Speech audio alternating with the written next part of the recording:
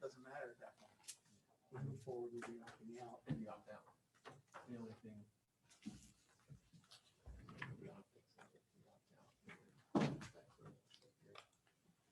Well,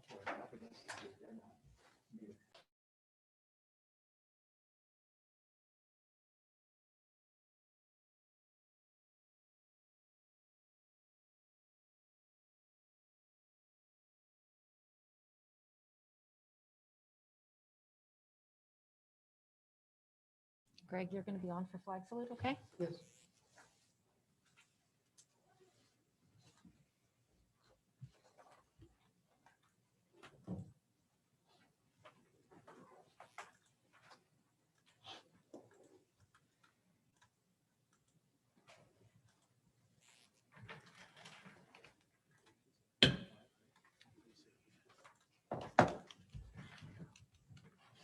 Good evening. This is the work session, Northfield City Council, June 15th of 2021.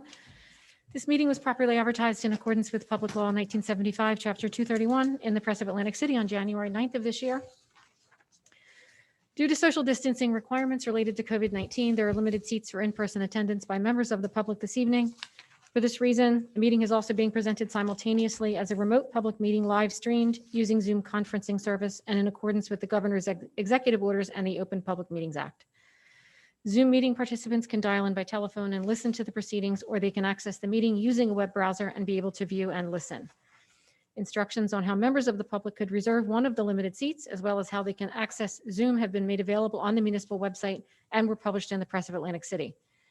The full text of the meeting notice has been posted at the entrance to the municipal building and includes Zoom instructions, information on where to find the meeting agenda and relevant documents, as well as instructions on how members of the public could submit comments in advance of tonight's meeting. For those participating via Zoom, all participants will be muted upon entry. Web browser participants will not be able to share their screens or see the camera view of anyone other than the host, which is the City of Northfield. Zoom participants wishing to exercise their right to participate during the public comment portion of the meeting should wait until the specific announcement is made to open the public comment period. At this time, one by one, any telephone users will be asked to identify themselves and will be unmuted to permit commentary. For web browser participants, comments or questions may be submitted via the chat function, but will not be acknowledged outside of the designated public comment portion of the meeting. Chat users must also provide his or her name address for the record in order to be heard.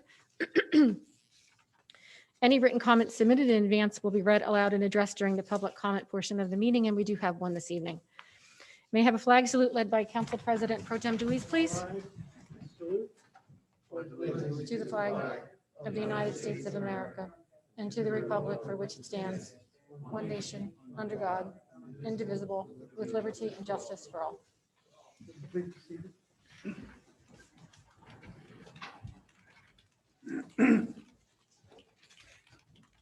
Roll call.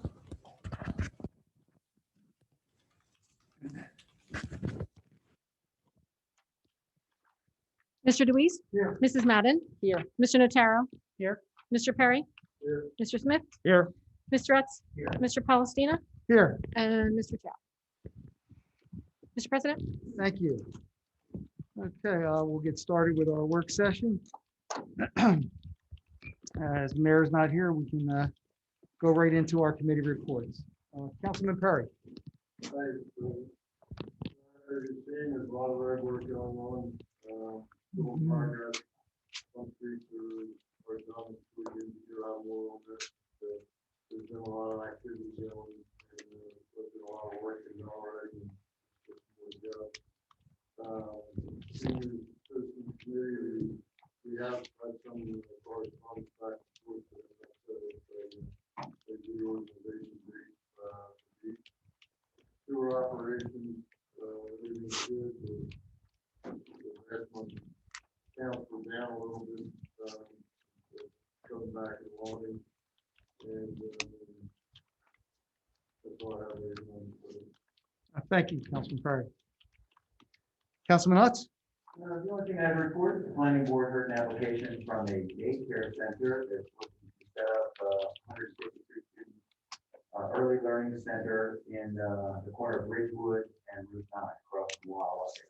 And actually part of what's being proposed to be fixed in this next road improvement project.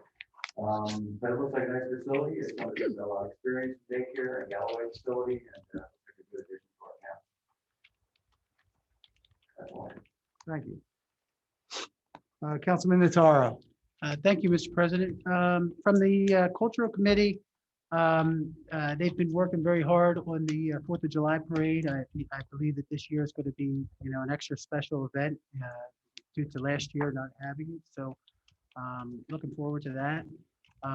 Also on June 26th at 6 p.m. at the Bandstand, they will be awarding the first baby, the Citizens of the Year, and Miss 4th of July.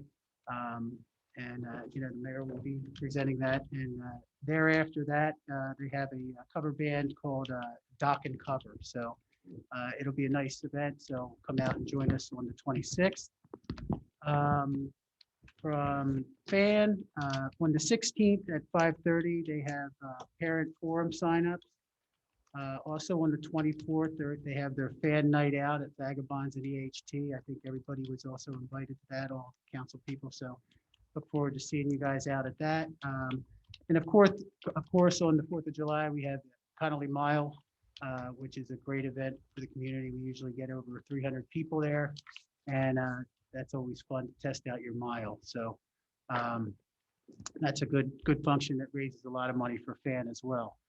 From the fire, I'll just wait on fire for new business. From EMS, we had a total dispatch of 142 calls. Calls with patients was 128. Transports was 98. Mutual aid to EHT is 16. And again, I'm pleased to say that there was 0 Narcan administered. Also, over the weekend, on Sunday, Inspira started at 7 a.m., our new vendor. The report was they had a great day, and they even made it to a function. Tommy McGowan was inducted to West Point, which was a nice thing, and his father had a parade, and all of a sudden, the Inspira vans were in the parade. So it was a nice day. So, and that's all I have. Thank you. Councilman DeWeese. Museum update, in addition to all the electrical outlets repaired to the bandstand, and also resolved the issue with the phone install. We're also doing some minor patch repairs to sheetrock that was damaged. Well, they're saying, same lines, all the committee was talking about the internet access at the Art Center. And I'm still trying to get a handle on it. It appears that it's working, but we had an issue with a low hanging wire. And I think that may have interrupted some service. So I'm going to get confirmation on that tomorrow. The bathrooms at First Grove Park, the Park Center are open. They're open in the morning. I think they're open at 8 or 9 in the morning, and they close at 7 o'clock. And I want to thank the police department for helping out with that. That's all that I have. Thank you. And Councilman Smith. Thank you, Mr. President. As far as the court situation, we had talked last week. I know the mayor has it on the agenda to talk about that, but with him not being here, just to give a brief update on that. Oh, he's here. You snuck in. Yep. So I won't take too much up there. The story with the Hamilton shared court is Linwood they tabled their resolution on that last week, with the county coming forward with their the legislation being moved through state assembly or state legislature, and we're kind of moving forward in that direction. I'll let the mayor will comment more on that later, so I don't want to get too much into that, steal his thunder. As far as Little League goes, the season's wrapped up, and we congratulate all of the teams that won championships and all of the individuals who participated. And we're happy to get a full season in, and it's nice to kind of get that semblance of normalcy back, and have the kids outside playing the baseball and softball. So we congratulate all of them for making it through the season. Northfield Community School has their graduation tomorrow. That's at 5, I believe. I think I was told to be there at 6:30. 4:45. Oh, I'm sorry, 5:30, you're right. That's fine. I don't know. I didn't receive an invitation. I don't know if anyone else did. I think they're, Brian, they're limited because of the number of seats out in the field and for the stands here, but that's all I know. I mean, I didn't receive any official letter inviting city council to their graduation ceremonies at the high school. I know I received one from Mainland today. I don't know if anyone else did as well. Yes. Mainland is next Monday, but they extended the invitation. But anyway, I will be in attendance with the Northfield graduation tomorrow afternoon. Yeah, I'll be giving out, I think, some gift certificates from our committee. And that's all I have. Thank you. Thank you. Councilwoman Madden. Mainland Regional High School had their meeting on Monday. They did do their special recognition of the summa cum laude students. There were about, I think, 42 students altogether. Also it was kind of their recognition night, special recognition for the girls swim team and the golf team. Also, they did do a moment of silence for Mr. John Medica. He was a Board of Education Summers Point member for 30 years. And Mr. Thomas Cox of Northfield. He was also a Board of Education member for 9 years. And there was a moment of silence held in honor of those two gentlemen.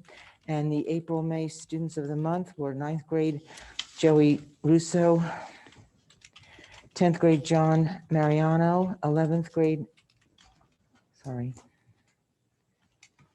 Natisha Chowdhury, and 11th grade Vanessa Zaputa, 12th grade Anika Ascension and Madeline Falk. And the library, and that's about it for Mainland. The library, they had their board meeting and they adopted a resolution. The Board of Trustees for the library adopted a resolution in supporting the preservation of NJSA 40-54 ETS section SEQ and the 2021-22 agreement between the Board of Trustees and the City of Northfield, which is to say they are in favor of keeping the Northfield Library as a community library. You all have received a copy of the resolution, and what they're asking is that the council entertain presenting a resolution in the future in support of the library. But they did adopt this as their resolution. Okay. Good. And I think that's everything. Okay, thank you. One item in particular I have from the finance area. There's been a little more information on the coronavirus local fiscal recovery fund, and it's on tonight's agenda as far as the amount of money. It's $840,593. We're trying to still get definitive clarity on how that can be used. We know that it is not allowed to use as an offset to tax, but certainly if there's certain restrictions that we'll be able to use it, and if so, it most likely wouldn't be able to be used till 2022 because it'll be unrecognized, it'll be unanticipated revenue this year, and then it would go into the general fund for the following year, either for capital or other replacement of revenue that had been lost due to the coronavirus. But it'll hopefully we'll be able to use it wisely over the next 2 years. And that is all that I have. Let's see. Okay, going on to ongoing business. Is there any updates for, if we'll start with the pump station? Yes, some of the minutes will be Easy. ready by the first of July for submission to the Okay. I've also spoken with Brian Hume, the attorney for the landowner. I've kept him up to date as to where we stand, and he seemed fine with everything as of right now. Thank you. And the Northfield Avenue and Route 9 drainage? Yes, I've been getting emails from the state, from the DOT. They are refusing to share the cost of the engineering, and they are adding more layers of bureaucracy on this. So I'm ready to send an email saying, we'll provide you the plans, and that's all we will do, and then we'll share the cost of the improvements. The way they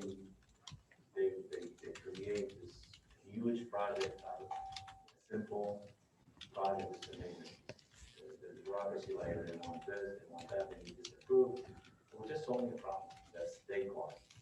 So I'm gonna respond back to them, run into an issue with that one that will be by the council, from the council to share with the emails and correspondence with the DOT. Okay. Yes, I guess, Councilman Perry, would you be involved with that? Sure. Okay. You copy me as well? Yes. Okay. I don't believe we have any update for the lease agreement for the parking at this point. We'll go on to the county court update. Mayor? Thank you, I know we have it on the agenda tonight, so, Well, you want to talk when we have it on? no, if you'd like to give any update other than, The only update, as Councilman Smith pointed out, is that the legislation has been passed and approved at the assembly level, and will now go on to the Senate, which is fully supported by the president, Mr. Sweeney. They anticipate from the email that I sent to all council members that will be addressed as far as voting by by the month of June, by mid-June, then conclude the Senate activities and so forth. But we feel very confident, and when I say we, the county representatives on this project feels very confident that we will have no problems on the passage of the proper legislation to create the joint court for Atlantic County in itself.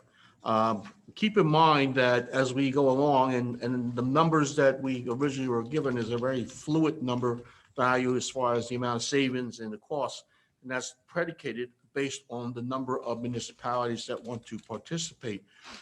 Right now, the average has been determined based on 3 years of experience here in Northfield as an example, and we are basing the average as well as the amount based on 10 municipalities. So that's where we're at in terms of the update for the courts. okay, and as I said, we do have it on tonight's agenda to pass that because there is a deadline to get into the program. Mhm. Is there any update for the, Mr. President. any questions? Yeah. Yes, please. In looking at the agreement, on number D, under fines and court costs, it does have language in here that if our expectations don't reach it, the deficiencies will be invoiced by the municipal treasurer of the county. So that means that if we don't make enough, we're going to be billed because they have an operating account that has to be made whole. So each municipality would be billed for their deficiency in reaching that prorated amount. So, I didn't anticipate seeing that in there. I knew that the court costs were going to be prorated. We would get a percentage back. Correct. If we don't reach our goal, our estimated goal, we will be charged back at the beginning of the year. Under D, section D. Councilman Perry, I can go ahead and contact Mr. Ferguson in the county about addressing the concerns that you have expressed there.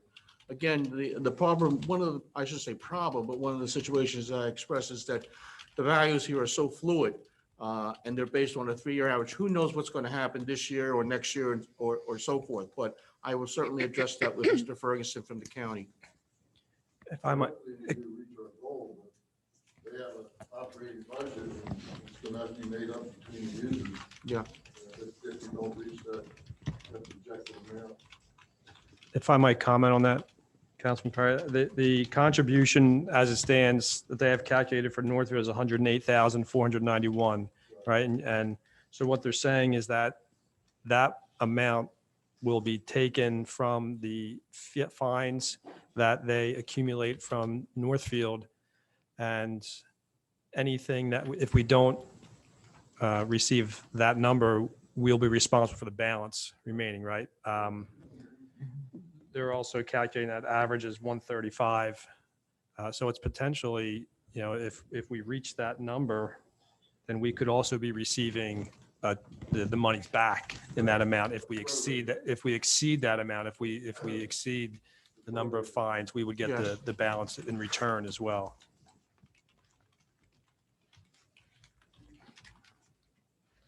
Can I? Is it? interject? Yes, please. And I think it goes to the heart of the agreement. They have attached to the agreement an Exhibit A. And I think we've all seen Exhibit A. We've all seen the numbers in Exhibit A. Do we have any idea where those numbers came from? Like, were those numbers provided by our court? Yes, that's correct. Well, actually through our finance officer there.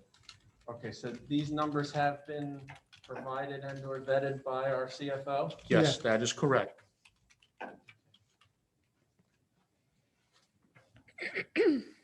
So right now, we're paying Linwood how much? I don't know what the. exact amount is. 147,000. It's in the first column. If you look at the current 3-year average cost, 147,000. In Exhibit A, it's the first column. The first column is 147 is what we're paying. The last column, 135, is is our revenue.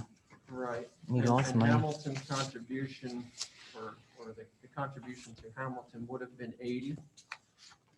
Yes. I just don't, I'm comforted by the fact that Dawn has reviewed these numbers. I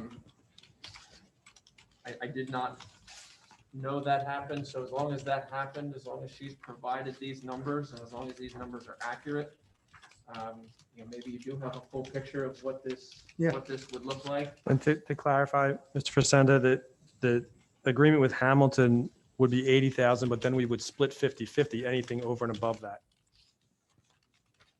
You would have split the proceeds, Correct. correct? So you could have gotten some of that 80 back, correct? No, they would have, First 80 went to Hamilton, and then we split whatever, right, meaning that we would get some back, but they would also get more. correct? Yeah, we would get half of whatever we got, Exactly. anything above that. Yes. Okay, I just wanted to make sure Dawn vetted these numbers. Yeah. Because I didn't know where these numbers came from. Okay.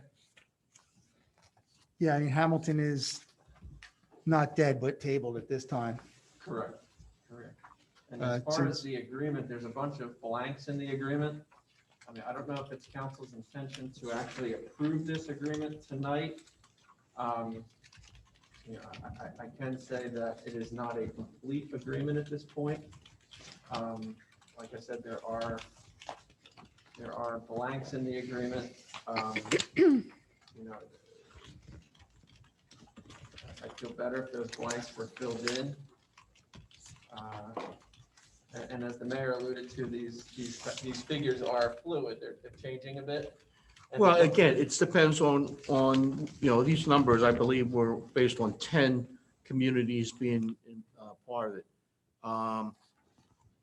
Some of the blanks, and I see what you're saying, and I'll give you one example on page 9 where it says, for the mainland communities, one representative from blank, blank, blank. Again, that's predicated upon what mainland communities are going to be on that part of the joint court system. Right? So I know that's a very minor thing in terms of your concern here about some of the blank issues here, but just to explain why that was a blank there. I guess my only recommendation to council would be in the resolution. I think we can indicate a willingness, but the agreement should be subject to final review and approval. I agree, yes. By city solicitor. That way you can indicate to the county that you're willing to move forward with it. Mhm. Give them whatever that assurance is. But as we know from our negotiations with EHT and Hamilton in this regard, the devil's in the details. And I don't know that we have a complete agreement from them at this point to quote unquote approve it with finality. Actually, law yet either. Yeah, I was going to say, we don't even have the approval of the Not Senate law. yet. Technically, it doesn't have full approval as of yet from the state legislature. Right, so I'm not sure how we approve an agreement that's not approved by the state legislature, that's not final from the county. It's difficult for me. And, you know, if the county wants some assurance that we're considering this and will entertain this, I think we can give them that assurance. I have pause with respect to the adoption of an agreement that, number one, isn't approved by the state legislature, number two, is not finalized It's a resolution. in terms of the actual agreement. That said, then we should, I mean, What was the pull that. county's deadline? 18th. June. End of June? 18th. What was it? 18, June 18. Can we approve, like you're saying, approve it based on these recommendations? I mean, Yeah, I mean, I can look at the actual resolution real quick and see if we can soften it some, but. Or based on the contention that if the state legislature says pass it, then we can move, you know, they have our blessings on this Would be resolution. contingent upon the legislature passing the needed, enabling legislation and a final review of the actual agreement as between us and the county court. What is the 18th deadline? That's the county's deadline for our, for municipalities to get on to board. opt in. We'll opt in with a final contract. You gotta leave it open-ended somehow. Yeah, the county's problem is that the longer we, not we, but the municipalities that are interested and procrastinate, there's nothing that we can finalize or make solid with the values or the amounts that are going to be paid. So that's why they wanted something for June. That's, it's just part of their plan and trying to move forward and make everyone happy, because there has always been some contention as far as how much are we going to have to pay and what are we going to get and so forth. We've been going back and forth. And none of the municipalities at that point in the meeting have made any true stance or position other than Egg Harbor Township, to my knowledge, and the Stowe Manor.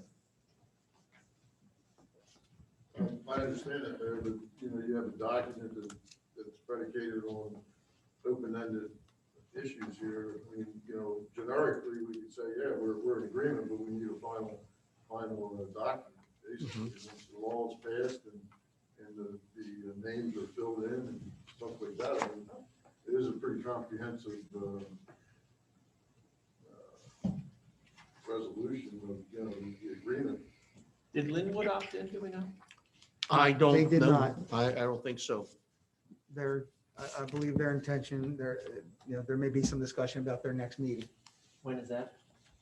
Yeah, they're adding one to the end of June to So they're not consider. going to make the June 18th deadline. No. And, we have a contractual relationship with them to give them notice if we're, going to opt out of the Linwood Northfield agreement, which we haven't done.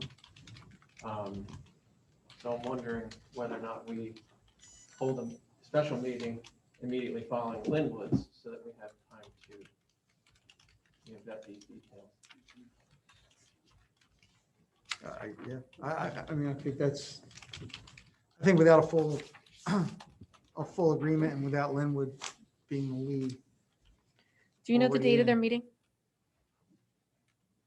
Pardon? Do we know the date of their meeting? Do not. Is So it we can use Monday? that to plan a special meeting since everybody's here.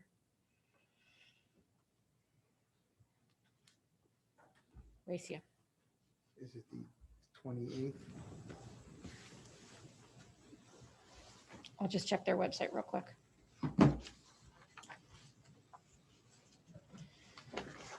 And I know when they presented to us, what was it, last meeting or the meeting before?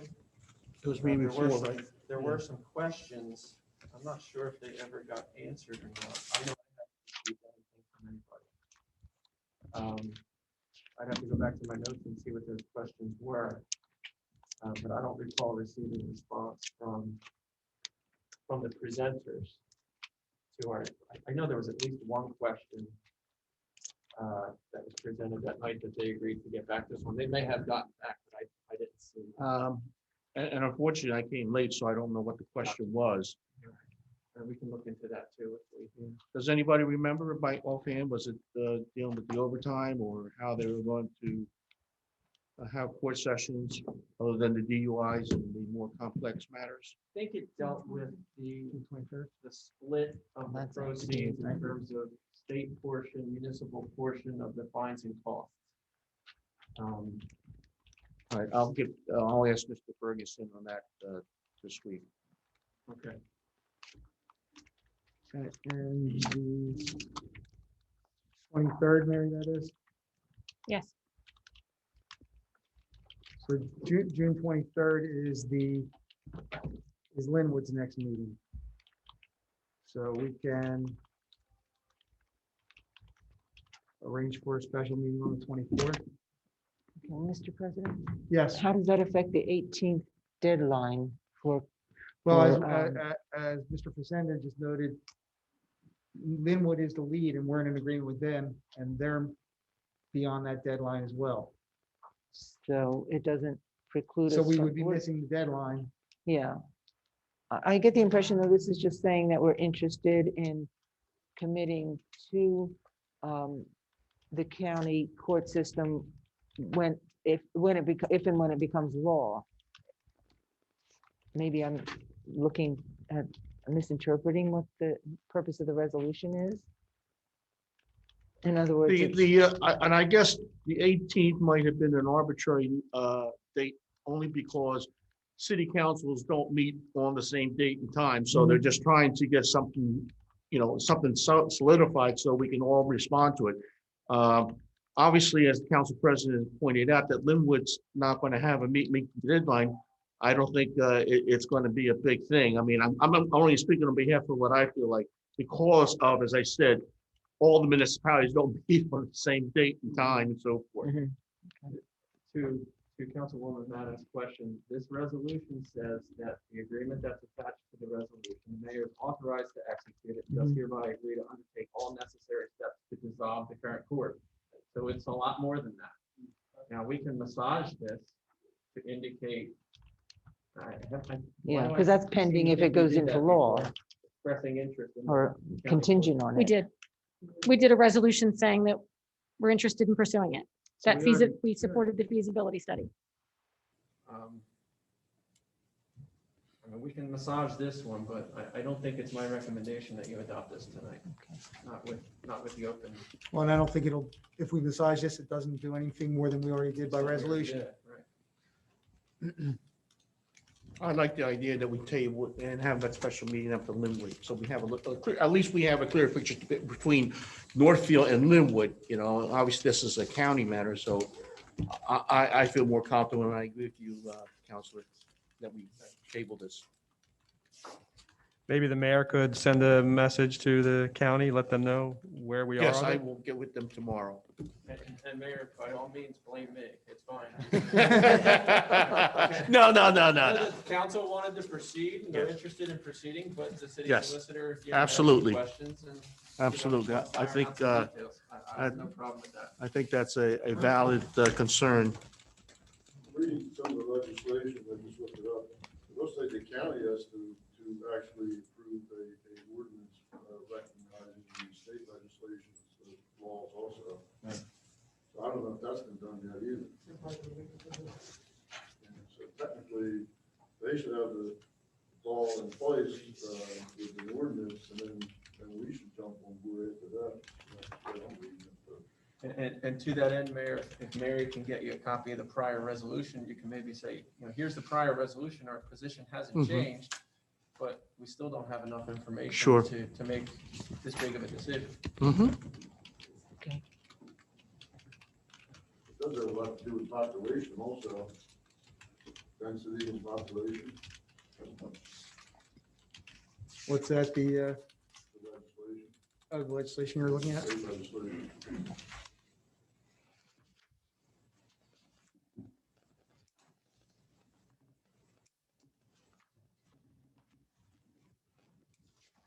My agenda and all that. Okay. All right, that said, we will table that. We'll take that resolution out for tonight. Resolution 110. Thank you.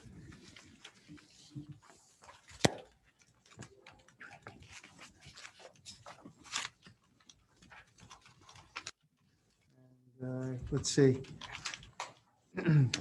On the, is there any update for the sump pump issues, or has the weather solved that? Not on that one particular issue, but I did have the availability to talk to a person who does this work. The detention and retention of water has to stay on the property.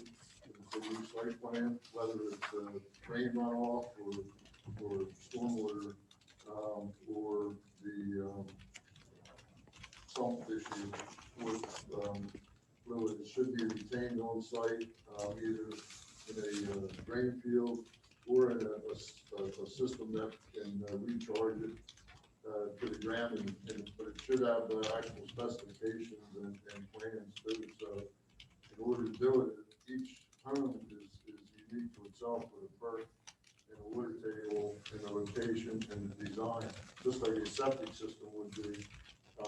The design would be have to be done by an engineer for that particular project. We don't have it in our land use ordinance, we don't have it in our city code, but if it was like in Thailand or something like that, you wouldn't have that problem because there's no drainage system there. But if you were in inner cities where there are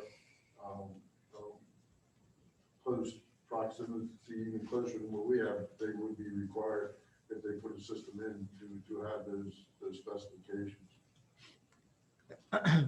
But we don't have anything in our code preventing it right now, or requiring that to stay on property. Yep. We do for stormwater, like rain and stuff like that, it has to be maintained on your property. Businesses and can't run over your neighbor's property, can't run on your street, that's the self-contained. The stormwater, but not the sump pumps, yeah. Okay. But on your business, I get that it's a residential project, there's nothing residential doing. If you were still allowed to put a septic system in Northfield, you would have to have the plans to show where that's at. If you were to put this recharge system, this system to vent the fluid, you would have to show the plans to certain municipalities. That's for both commercial and residential.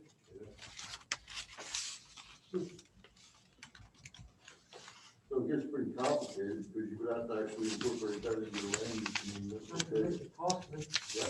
Oh, yeah, well, even a septic system nowadays could cost, $5,000 to $10,000. And the current ones, and were we to implement something in conjunction with the planning board, those people that are out there already would be grandfathered in, would they not? Unless they sold the home. Correct. Have to get that ordinance, any houses in the future, actually part of the code enforcement to make sure it's compliant properly. Not entirely sure about that. If it's a pre-existing non-conforming use of some sort, if this transfers title, I don't know that we can tell somebody with a sump pump that discharges into the street to fix that issue. We tried. But if this is part of the municipal sewer, there's already an ordinance against that. Yeah. And that's very hard to determine. What was that, Councilman? When it discharges in, I've seen it in cases where the sump goes right into the sewer. Oh, into the sewer system, yeah.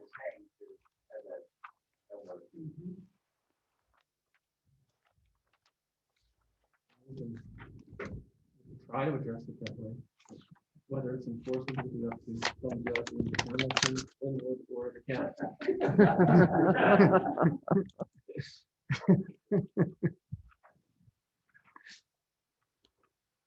Anything else on the sump up?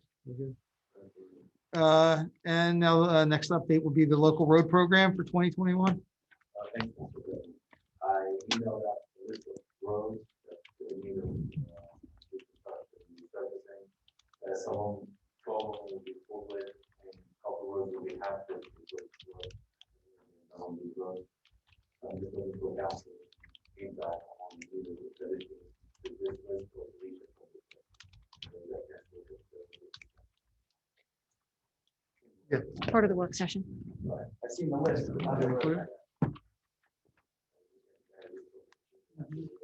Oh, there it is. I was looking for my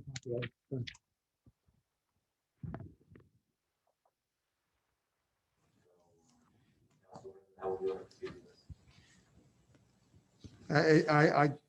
I have no additions or deletions from this list. I mean, is there any other input? I'm familiar with most of these. I don't know of any that are, there may be some that are in more need, but I know I know several of these that certainly are in need. I didn't have a chance to look at them all as of yet, or run it for the next meeting, and have everybody look at it and do it. I've only looked at half of it so far. Okay, Yeah, I'd like to look at them. okay, please, okay, so we have, You run into any additional roads that are on the list, please just, you can bring them back to the meeting. and then prioritize. This would be about how many we would be able to fit in. I'm sorry. This list is about the most that we'd be able to fit in, so if we find something it's in, Well, we can add them somewhat to the list. I mean, I'm being conservative, so. okay, Yeah, if you see like small roads need to be added, we can add them. okay, all right, thank you. If we decide on this, when do these roads actually get, when does it actually? By the time we get the design, get them out, probably already next.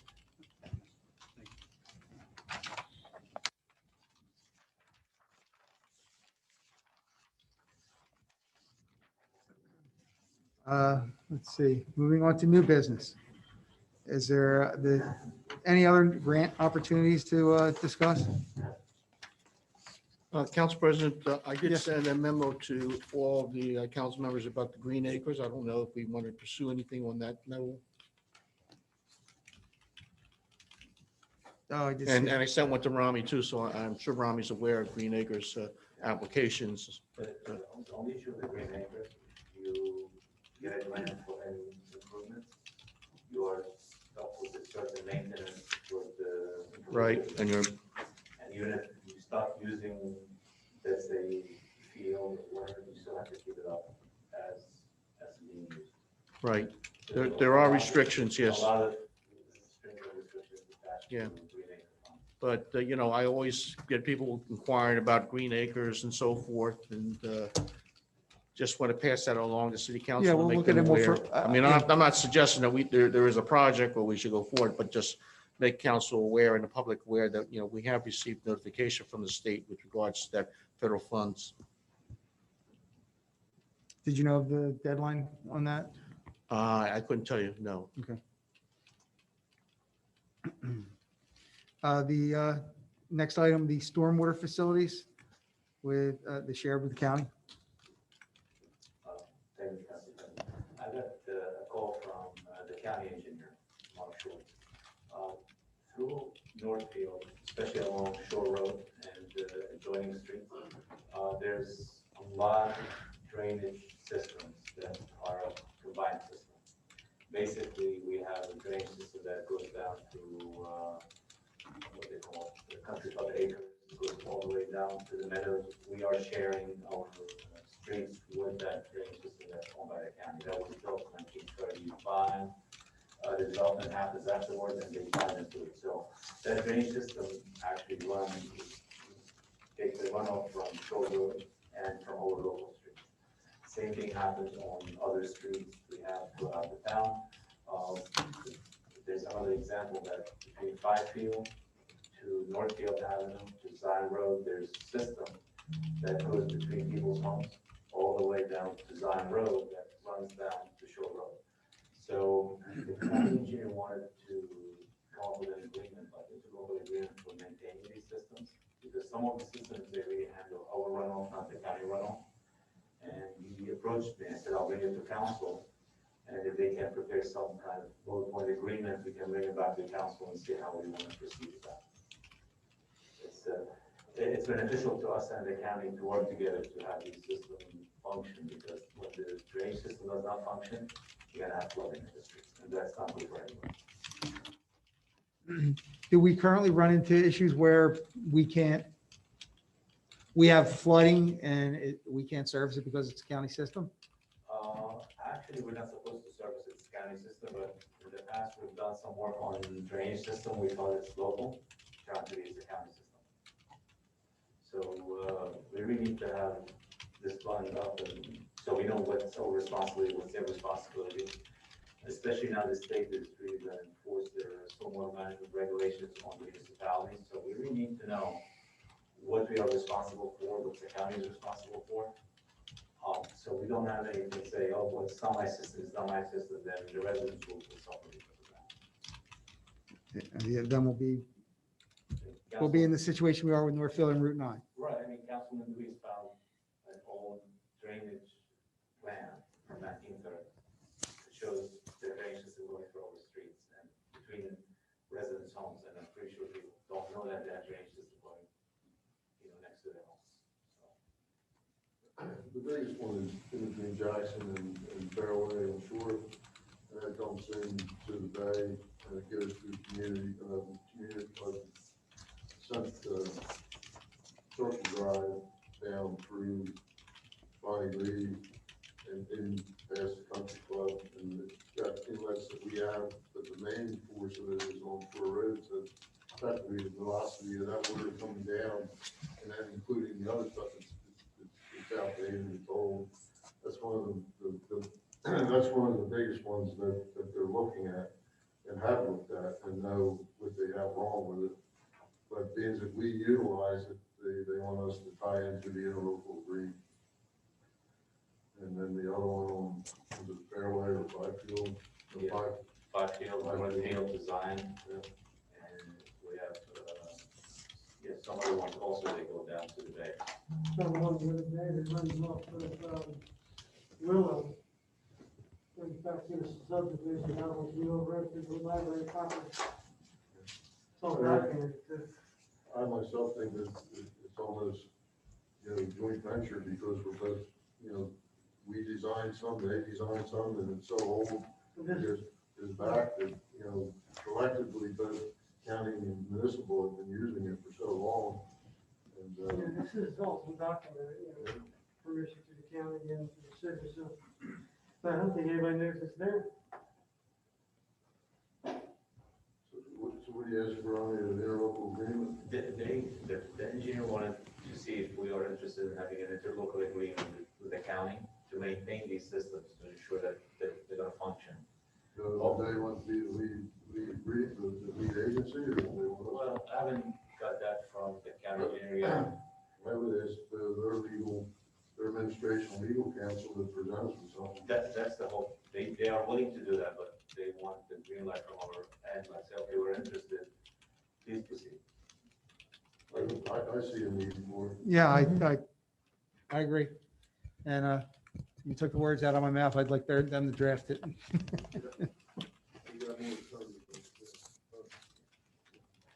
Is there anyone on council have any more input on that or any disagreement, any thing to the contrary?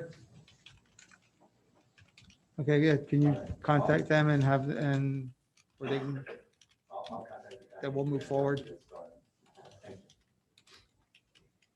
you. We also have a draft for ordinance for bandstand use. Did you want to address that, Councilman Notaro? Yeah, the cultural committee is for bandstand use, I guess, that they're looking to charge a fee for these, services. So I mean, it's all right here in the. Okay. What is the proposal? Basically, what, a $50 fee for bandstand use. Right, and the cultural And then committee is agreement. They'll maintain it. Yes.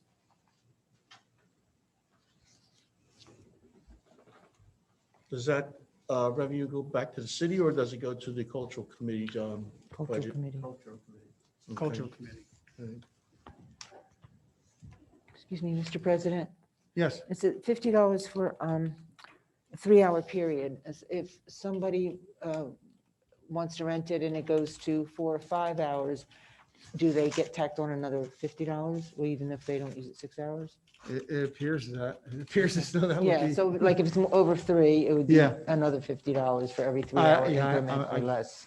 Yeah, I mean, Okay. I think those details would I have to think be they could worked out. probably work something out. Yeah, Mhm.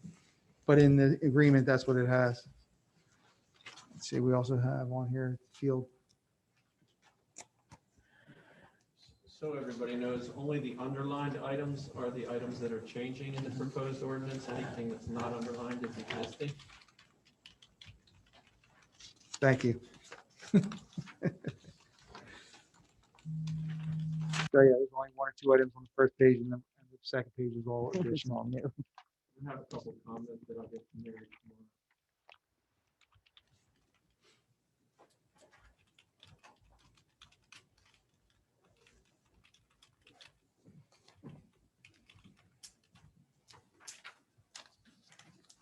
Is there anyone else have anything to add to that?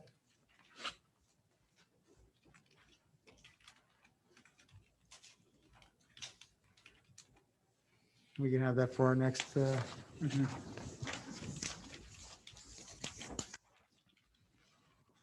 a little more time and go through the details and So are we introducing at the next meeting or council wants to discuss it again at the next meeting? is there anyone opposed to introducing it next meeting? I think- We'll introduce it next meeting. Next item will be we want to discuss the potential of a fire truck. This came up during capital meetings last year. I believe the ladder truck is the item we wanted to talk about. so this came up, after budget, and of course, it's not, that's not the time, but now is the time to start thinking about it. This was a request by our volunteer fire department. And, it's something that they feel they need. And, I think we should address it in some way. It's a big expense and, I want a little feedback from council and they want to know where to proceed. So if, they want some kind of a commitment to proceed into the bidding process and getting a price and going from there. Yeah. So I mean, we- part of the we- process is the doing all the specs for the unit. And not that it's quite an undertaking, of putting those specs together, which if they did it and if we don't commit to it and they do that, then they start from square one the next time around as units change. So that's what they're requesting, is that Let me just add, entertain- Council President, that part of that commitment concept here is that it takes a full year of Right. work to draw up the specs and visitations and so forth. So this is not something that, happens overnight. And every time council delays, it just pushes everything forward in terms of ultimately if council should decide to purchase by capital a fire truck. We all know that the ladder truck that we currently have was a used vehicle. Mhm. And it has reached a point where it's constantly breaking down or it's not a dependable unit. We do have several high rises, the Crescent Avenue complex over there, the Kensington. These are structures that would center around the usage and the advantageous with having a ladder truck. Now, someone had mentioned, mutual aid, and that's fine, but we're talking about seconds, minutes in terms of response. So yes, mutual aid is there, but we need to have an apparatus that is ready and fit to do these types of jobs if necessary. Like anything else, it's best to have your own equipment, no matter what, and especially when it comes to public safety. So, like I said, it's a big expense, but it's, we're getting, these guys are Northfield, taxpayers too. So, and it's something that they feel that is something, we've had multiple Well, yeah, as meetings we with discussed, them. it's a public Yeah. safety issue. So Yeah. the question becomes if we can, if that's part of our next capital. Mhm. Absolutely. Is it, and I don't know if there's any answer to, is it possible with the mutual aid aspect of it? If it's, say, if it's, for example, if there's an issue at Crescent, is that something that one of the neighboring towns could be notified immediately rather than through our department first and then having to notify them? Say that again, please. Hey, is there a way to get, since we know, again, we know Pleasantville has been offline a lot, so that mutual aid may or may not be feasible. Many times not lately. Since Linwood has a truck, if they were called first or in the first response, even though it is Northfield, is that something? With all that's due respect, I mean, you can't ask a municipality to be on standby, all right, because there's no guarantee. Okay. That's why I'm asking. Linwood, for example, all right, does have a ladder truck, but they don't have a full-time fire department. So, once again, if they were called on, we would have to call out just like what we do, and hopefully they'll have enough people or a crew to come and respond. If that doesn't work, then they go to the next municipality, Summers Point or the township and so forth. So you can see the dilemma that time is a factor. And one perfect example was recently and several months ago where Northfield responded to a working fire in Pleasantville, I think off of Main Street. And because of the fast response that we were able to get there, that was wonderful. But if we didn't have enough crew, we'd be sitting here idling the truck. Yeah, I don't particularly know, because, I mean, if they could be the first responder for any high-rise Yeah, I know the right incident. terminology. And honestly, I mean, this ladder truck is not just for high rises. It's for every home. I mean, we've got some big homes out in South Woods. We have, it does the job better. And I mean, I personally would support it. I think when it comes to something like that, I think, that's what we're here to provide. We're here to provide public safety. I mean, we provide, public works, we provide public safety, we provide police safety. I mean, it's, I'm just going by I know nothing about fire. I know nothing about fighting fire, but I'm going by the recommendation of the professionals. Yeah. And the volunteers are citizens, a lot of them are, they're taxpayers. So, I feel maybe we should entertain it. And I don't want to And I think it should mislead be- council with regards to the high rises, that there's a need for a ladder truck. The ladder truck not only provides a methodology or process in which firefighters can get to a large tall building, but it also provides a telesquirt in that respect here. So example was where 6-7, our ladder truck and telesquirt was used when the Mr. Biggs fire. And we know that was a pretty big thing, and it's not a high rise or anything like that.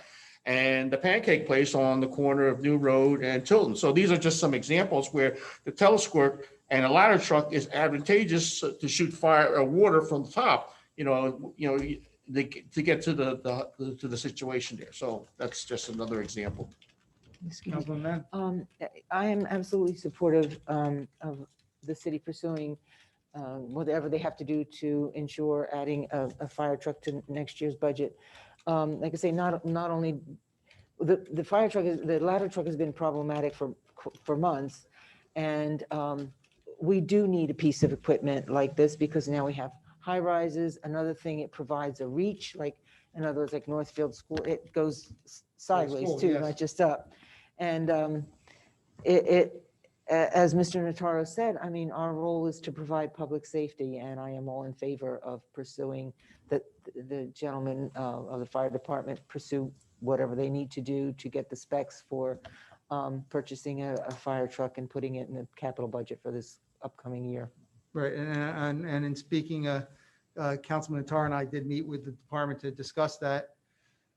One of the things is that there's other trucks that are at a certain age where we would typically be replacing them, and that's one of the things that they would forego. Yeah, they it- feel the other trucks are working, are better. To keep them going I because mean, there's yeah, not problems not with them, as so there's no reason problematic. to get rid of them. Right. Um, And let me just ask. So that is, and it is something we routinely would have to do either way because, so while this is a big ticket item, I don't know that it's incremental and maybe it's, I don't know if it's twice the price, but There's also Ma- opportunity to push out longevity on other vehicles and stuff Right. that are great and that are working fine. And, you know, you can get a couple more years out of this, and you can get a couple more, it lessens the blow a little bit. So I mean, let me just add, Council President, it's not that the whims and whims or that the fire department wants to get a ladder truck. I mean, it's nice, but, you know, but the design of our fleet, we have pumpers, we have air, you know, all these are designed specifically to perform certain duties. Yeah.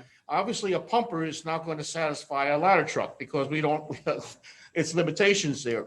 The other thing is for the taxpayers and for all of us, you know, this is a big investment. I've seen over the 30, 40 years that I've been involved with the fire department, the cost of a ladder truck or any of these apparatus have gone up almost double, if not more. And I want to assure the public and the taxpayers that these trucks that or apparatus that we purchase, the city council purchase, or is something of an investment. You know, we're not talking about a ladder truck or anything that's going to last for only 10 years. We're talking about, I believe, 6, 7. I mean, how old is 6, 7? How old? 1989. and that truck still runs. So, you know, we're talking about at least a 20, 25 plus investment. So, you know, you got to keep in mind, you know, people have always comment, well, you got this nice shiny truck. I mean, there's no dents and everything. Everything looks beautiful. Well, that's because they maintain take it. care of They it. take But good care. you Those got to families remember, take good care of anything it. like that of a physical nature, the pumps and so forth, start to break down over a period of time. So, you know, this is something that we all have to keep in mind when we look at the probability that if we have to replace an apparatus. And also the mindset is that, and at least the way I look at it, it's kind of like insurance. So if it doesn't get used, that's a good thing. Everybody's safe, right? So it's there when it needs to be there. and this is, we're also talking about something that would not be delivered until 2023. Right. Takes another. That's how, so this is a forward-looking proposal. You know, Yes. this is- Can I ask and jump in? Please. This one was purchased, I know we had a discussion about this at budget time, but the ladder truck now was purchased used, correct? Yes. And we, Well, it was, go ahead. It's a, I'm sorry, man. could you please? Yes. And would you please state your name and address so that, for the record? Absolutely. So my name is Eric Shankus. I'm the assistant chief of the fire department. So the current ladder. Your truck address, we have- please. I'm sorry, Mr. Shankus. Address, I'm sorry, 11 Jack Sloan Court. Thank you so much. The current ladder truck that we have, the aerial section, the boom, was originally purchased by the city in 1973. It was then remounted onto a newer chassis engine. That was remounted in 1999. So, you know, we're 48 years in on the overall piece of apparatus, 22 years in on, you know, even just the chassis engine. thank you. And I guess my one thing would be, I remember at the time at the budget meeting, having severe sticker shock. That $1 million Yes. scares the bejesus out of telling you the truth as a taxpayer. And I get it. I understand all these arguments. I get it all. Mhm. Even half that would be a major investment. So have we, or can we, are we in the process of looking at used vehicles? I mean, this one's last 40 years. So obviously, if you maintain them and you do an outstanding job of doing that, is there something on the market that would fit the bill with less of a bill? Well, and that's the $1,000,000 question. Right? So yes, there is a used market. It is something that the department has, discussed. Ultimately, it would be up to the city council to make that decision. Some of the factors that are considered in that discussion are that right now we have an equipment replacement cycle of every 7 years. So the last time that the department has approached the city to purchase an apparatus was actually 8 years ago, right? We're a little bit, right? Was 2014 was the last piece of apparatus we purchased. Before that, 2007. Okay, so we have 4 main apparatus. Okay, when we look at the aerial device we have as well as the 3 engines. So when you do that math, we're not buying, replacing each truck every 7 years. We're getting 28 years out of each truck as it exists now. So you have to consider the cost and return on use. Now, there are quite a few used ladder trucks around the 20-year mark. Why is that? A lot of municipalities also have the same issue, right? They're looking to get a lot of life out of those trucks. We actually historically have gotten perhaps above the curve on life out of the trucks than what other municipalities are doing. If you look at the average age of the used fleet. There are, of course, used apparatus available. Maybe that is 6 years or 10 years.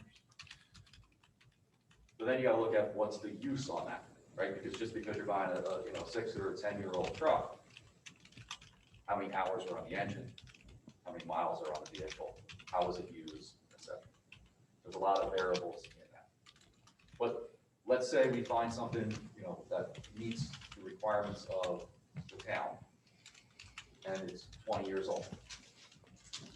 Let's say we were able to get the life that we get out of our other engines, and, apparatus, another 8 years out of it.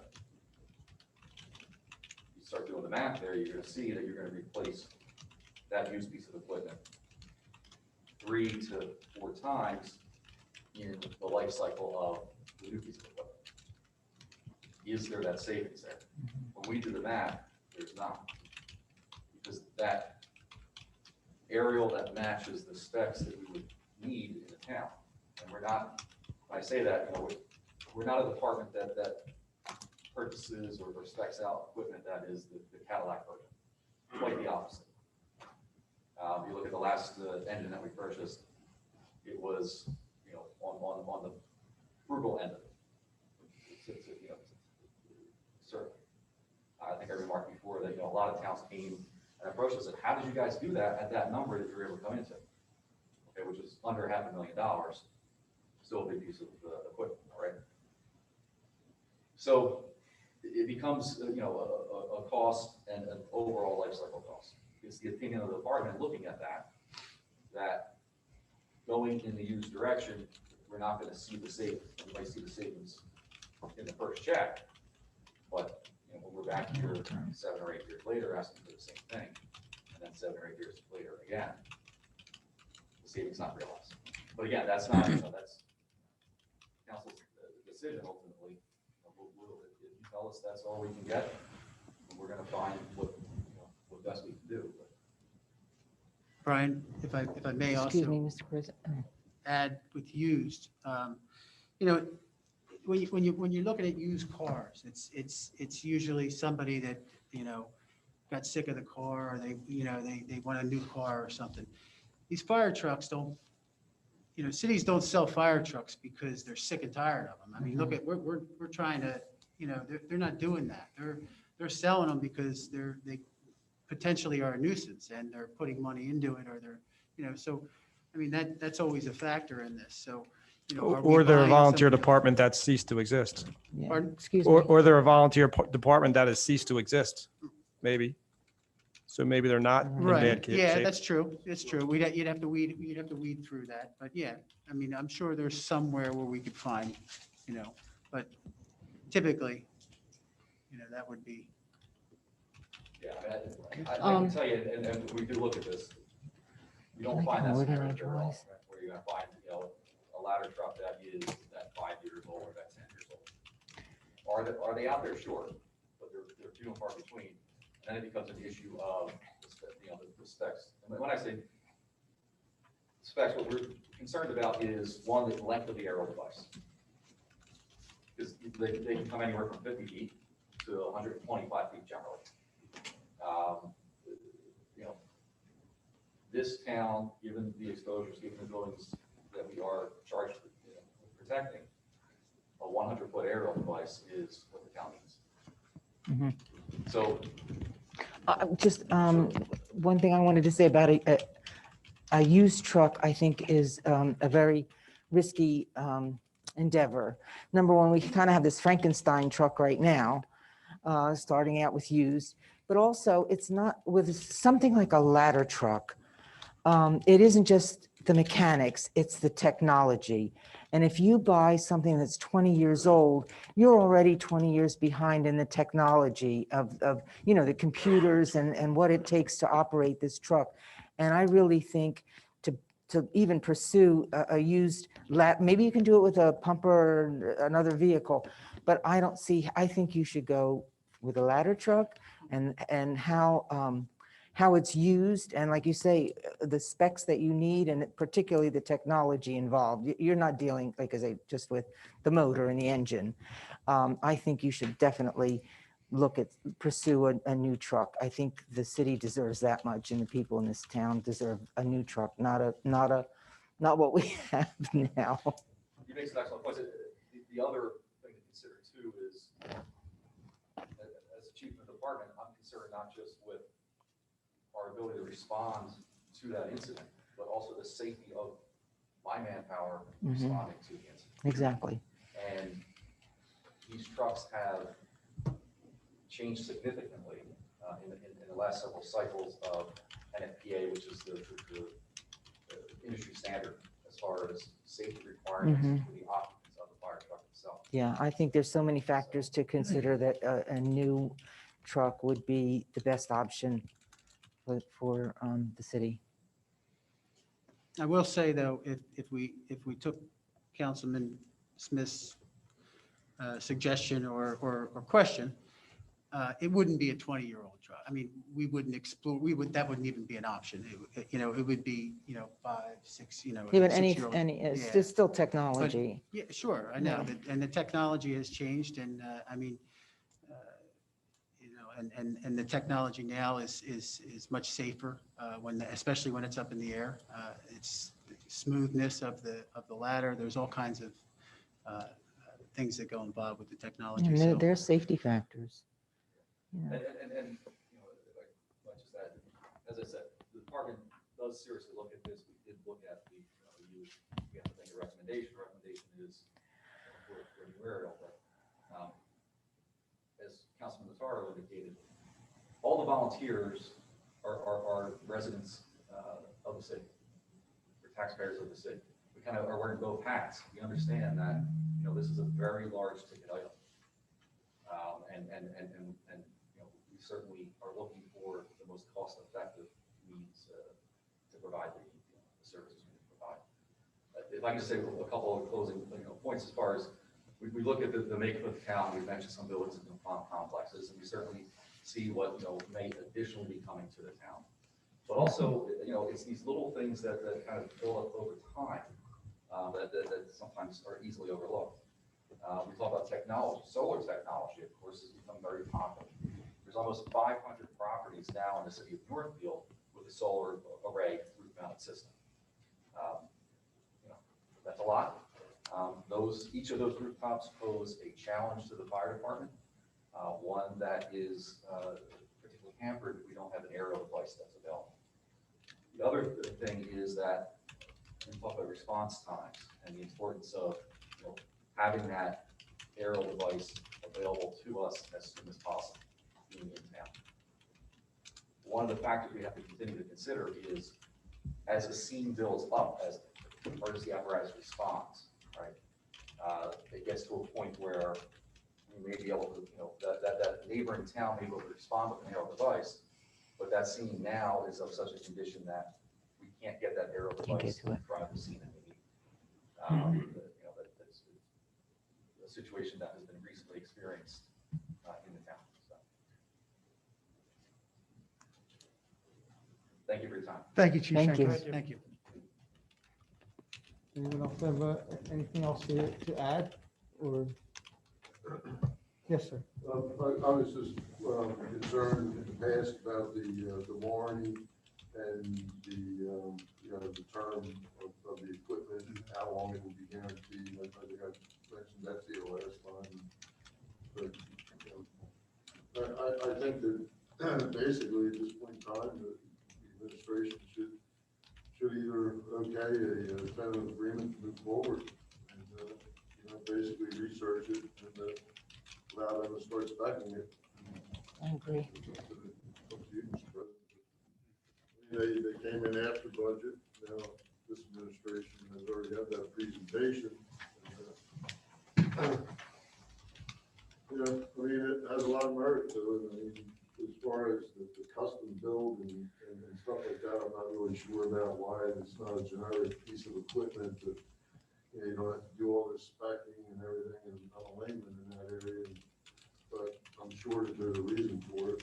And I just think that if they're going to be committed to do the work, we have to be committed. This administration has to be committed. It could change in November, but basically, I think that's what we're looking at here. Thank you. Let's go around, Councilman DeWeese. Would you do a straw poll? For, yes. 2-4, Councilman Perry 4? Yes. Absolutely, yes. Yes. Yes. Then that is our commitment to move forward with this, to spec it out, and we will we'll plan for that for our next capital. And any savings you can put toward that, we appreciate. And if you find a used one that's good and you're happy with, we'll look at it. No used. And No again, use. thank you so much for your service, you gentlemen. As we get ready for to take our agendas out, there's a couple items. Absolutely, yes. The city was notified by the trustees of Elliott Howard Cravens, the existence of the Elliott Howard Cravens Foundation, which was established in 2012, and which provided financial support for Mr. Cravens' estate and for various groups and organizations, including First Grove Park. The foundation remained unfunded until Mr. Craven's death in 2018, and the estate was only recently settled. There is currently $920,000 in the trust account, 5% of which has been bequeathed to Birch Grove Park, which total would be about $46,000. The entire sum will be distributed in one lump sum, and instead we have been advised as have all beneficiaries of the trust that it will be received funds on an annual basis in the amount of 5% per year, which is $2,200 per year. And just a little background on Mr. Cravens. He was a lifelong resident of Ventnor, passed away at the age of 79. He was a 1959 graduate of Lane State High School, held many jobs during his lifetime, including manager of a pool deck, parking lot, and ice cream stand. Elliott was known for his love of cats, and he was an eccentric gentleman who always wore shorts, no matter what type of weather he has outside. He loves gardening and flowers. So I wish to at Mr. Craven's estate. Certainly will send out a letter to his family, tell him how much we appreciate the donation. Pretty awesome. It is awesome. You're right. That's what I was You need a copy of this for your. I wrote it. Yeah, you did. That's all I have. Thank you. And thank you to the Creighton, to the foundation. That's very generous. As we get ready to review the meeting agenda, there's a couple items that we need to bring up. Well, the first one being that for those in Zoom, if you didn't catch on, that the municipal court will not be included in that, in this tonight's vote. And then the other item is the cannabis. As it stands right now, we have two resolutions prepared. The reason for that is the deadline with the state. So we need to either pass what we have on the table before us to approve the 4 different licenses or to prohibit them. And some of the things to consider is right now, we don't know what the state's going to bring forth. There's I don't know the way that it was voted on as those public questions go. I don't know that a lot of people that voted yes knew that what was going to roll out the way that it came out with the rulings that they had to go in reverse. That being the underage drinking, underage marijuana. So again, we don't know what they're going to roll out going forward. So that's why we have to vote on one of these tonight. It's been approved, obviously it's been voted on in the state, and we're going to be dealing with it here regardless of whether we approve it or not. So from council tonight, I'd like to know whether we go forward with, if we prohibit it, we can decide to opt back in at any time. And the reason to prohibit it now, and we already have a resolution prepared, would be to find out what the state's going to be doing so that we're not caught unprepared for whatever they roll out. Not that, it kicks the can a little bit, but it gives us time to not create a resolution approving something in a vacuum. But we have it prepared and it's ready to go. So we need to know which one we're going to put on tonight's agenda. If I may, Council President, the reason I would propose moving forward with the ordinance that was written in favor of the 4 licenses is because there's going to be a limited number of these licenses available. And, if there are people in our town or, if business people are planning to put this sort of business in Northfield, I think it's fair to give them as much lead time as possible because I'm sure it'll be a competitive process. And if we're on the fence about it and they're not going to move forward with that, they won't go through the process and we may not be able to institute it later because the licenses will be distributed. And that could be some huge losses for the city. Anyone else? The only other issue that I wanted to bring Oh, yes. Oh, the to the council's agenda was, I was instructed to prepare the permissive ordinance for the 500-foot buffer from residential zones. The mayor and I contacted Rami, and Rami has provided sort of a bubble within the bubble inside of which the permitted activities could actually take place. So you'll see a magic marker line. No, this can't be. Kind of looks like an anteater, for lack of a better word, but It does. that's the area in which your classes of licenses would be permitted inside the RC zone. I don't know if that is what was intended by the council in terms of geographical limitation. I do know that that's the 500-foot buffer that I was advised to include. I just wanted to make sure council knew the extent of that geographical limitation. I think that was something that Paul, we had discussed, we had our original meeting, we discussed that, I think that, you know, we need to deal with it. I think that it should be amended or at least, you know, removed. And have no, just use straight RC zone with no limitations? Sure. That's a recommendation of mine. And, I was wondering if, you had conversations with the police department to see if they have any, Oh, anything to add to this or not? Because they're at least their input. I did speak with the chief. If you'd like to speak, chief, or I'll relay what you had mentioned to me, but Keep it really brief. I'm not in favor of this at all. My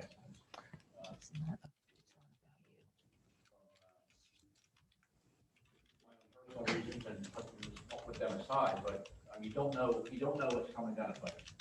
And to pass this without having all the knowledge of what's coming down the truck, to me, you're putting the cart in front of the horse. So, I would just say proceed cautiously. We don't know. We have no knowledge of it. It's not like you're putting up if you put up a liquor store or something, you kind of know what you're going to get, put a movie theater, whatever, you put these things up, you know what's coming. We have no experience, zero experience with this at all. That's where I'm coming from. We can't, how do you prepare when you don't know?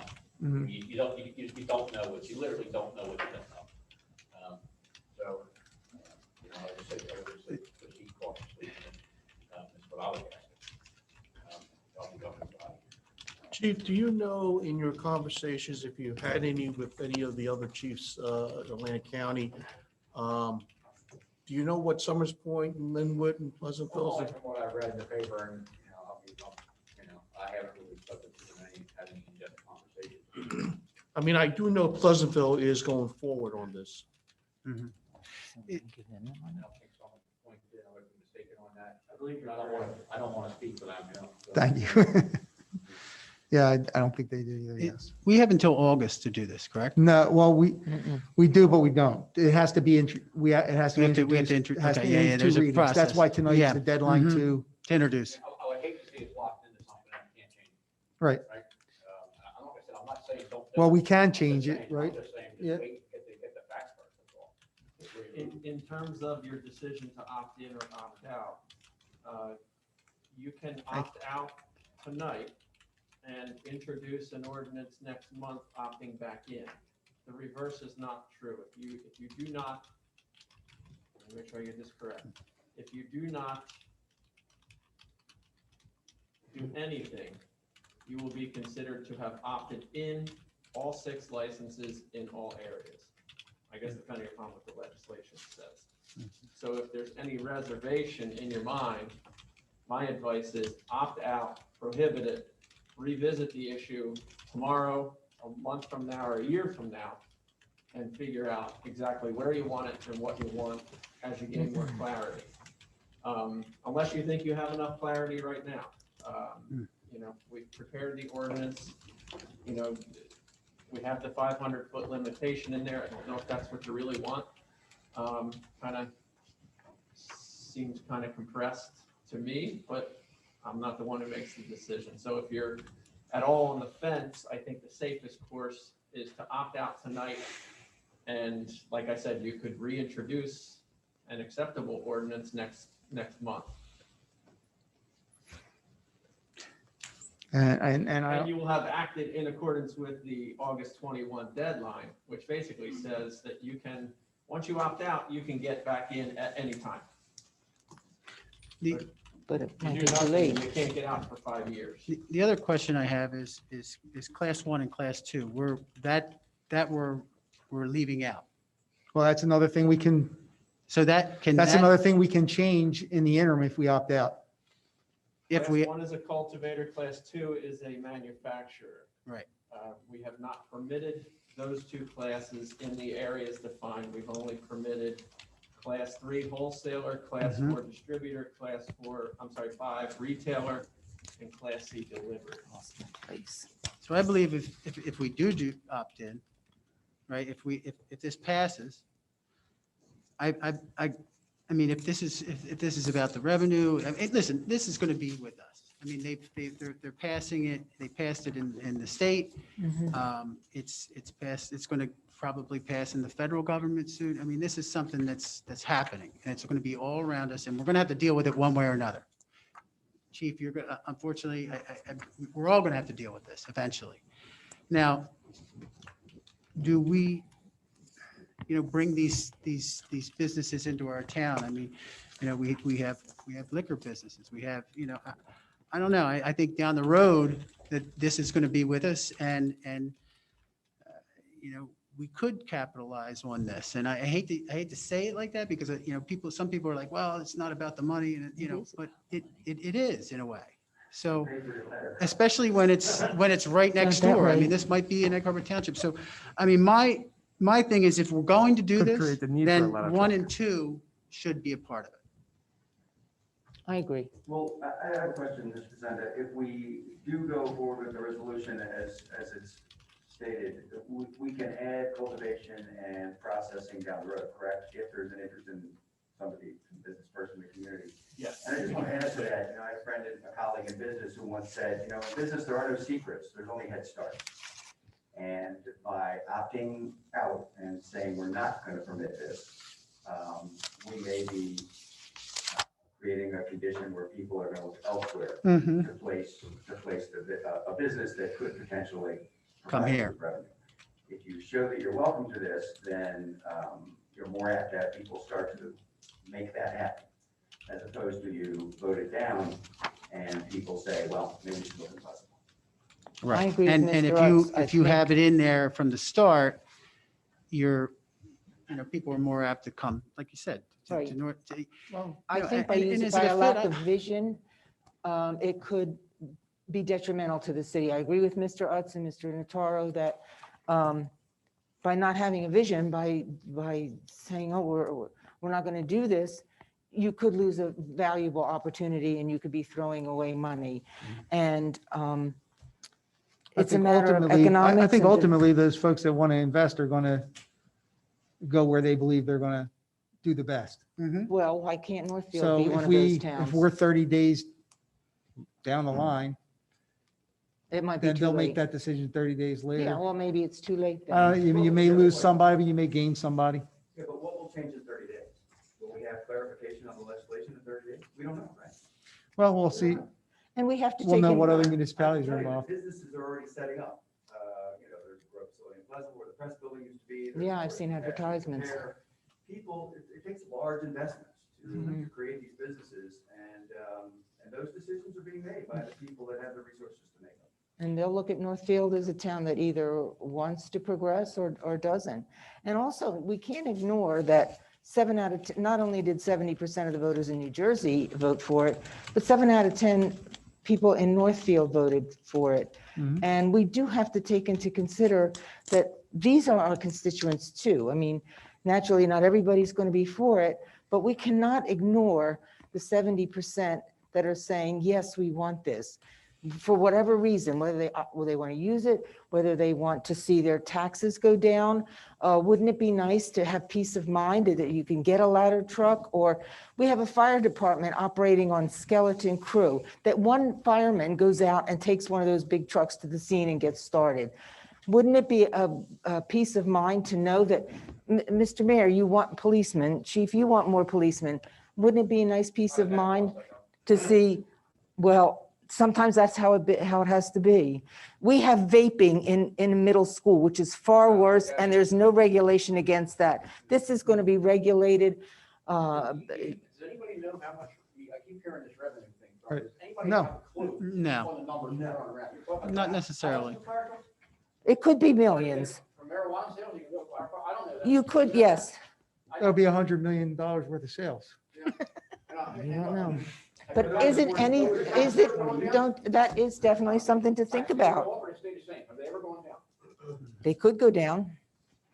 But you don't know. That's what I'm saying. We don't know. I'm not saying don't do this. I'm just saying get the facts first. But the thing is, if Thank you, you Chief. wait, you could lose an opportunity. I'm going to go on record once again.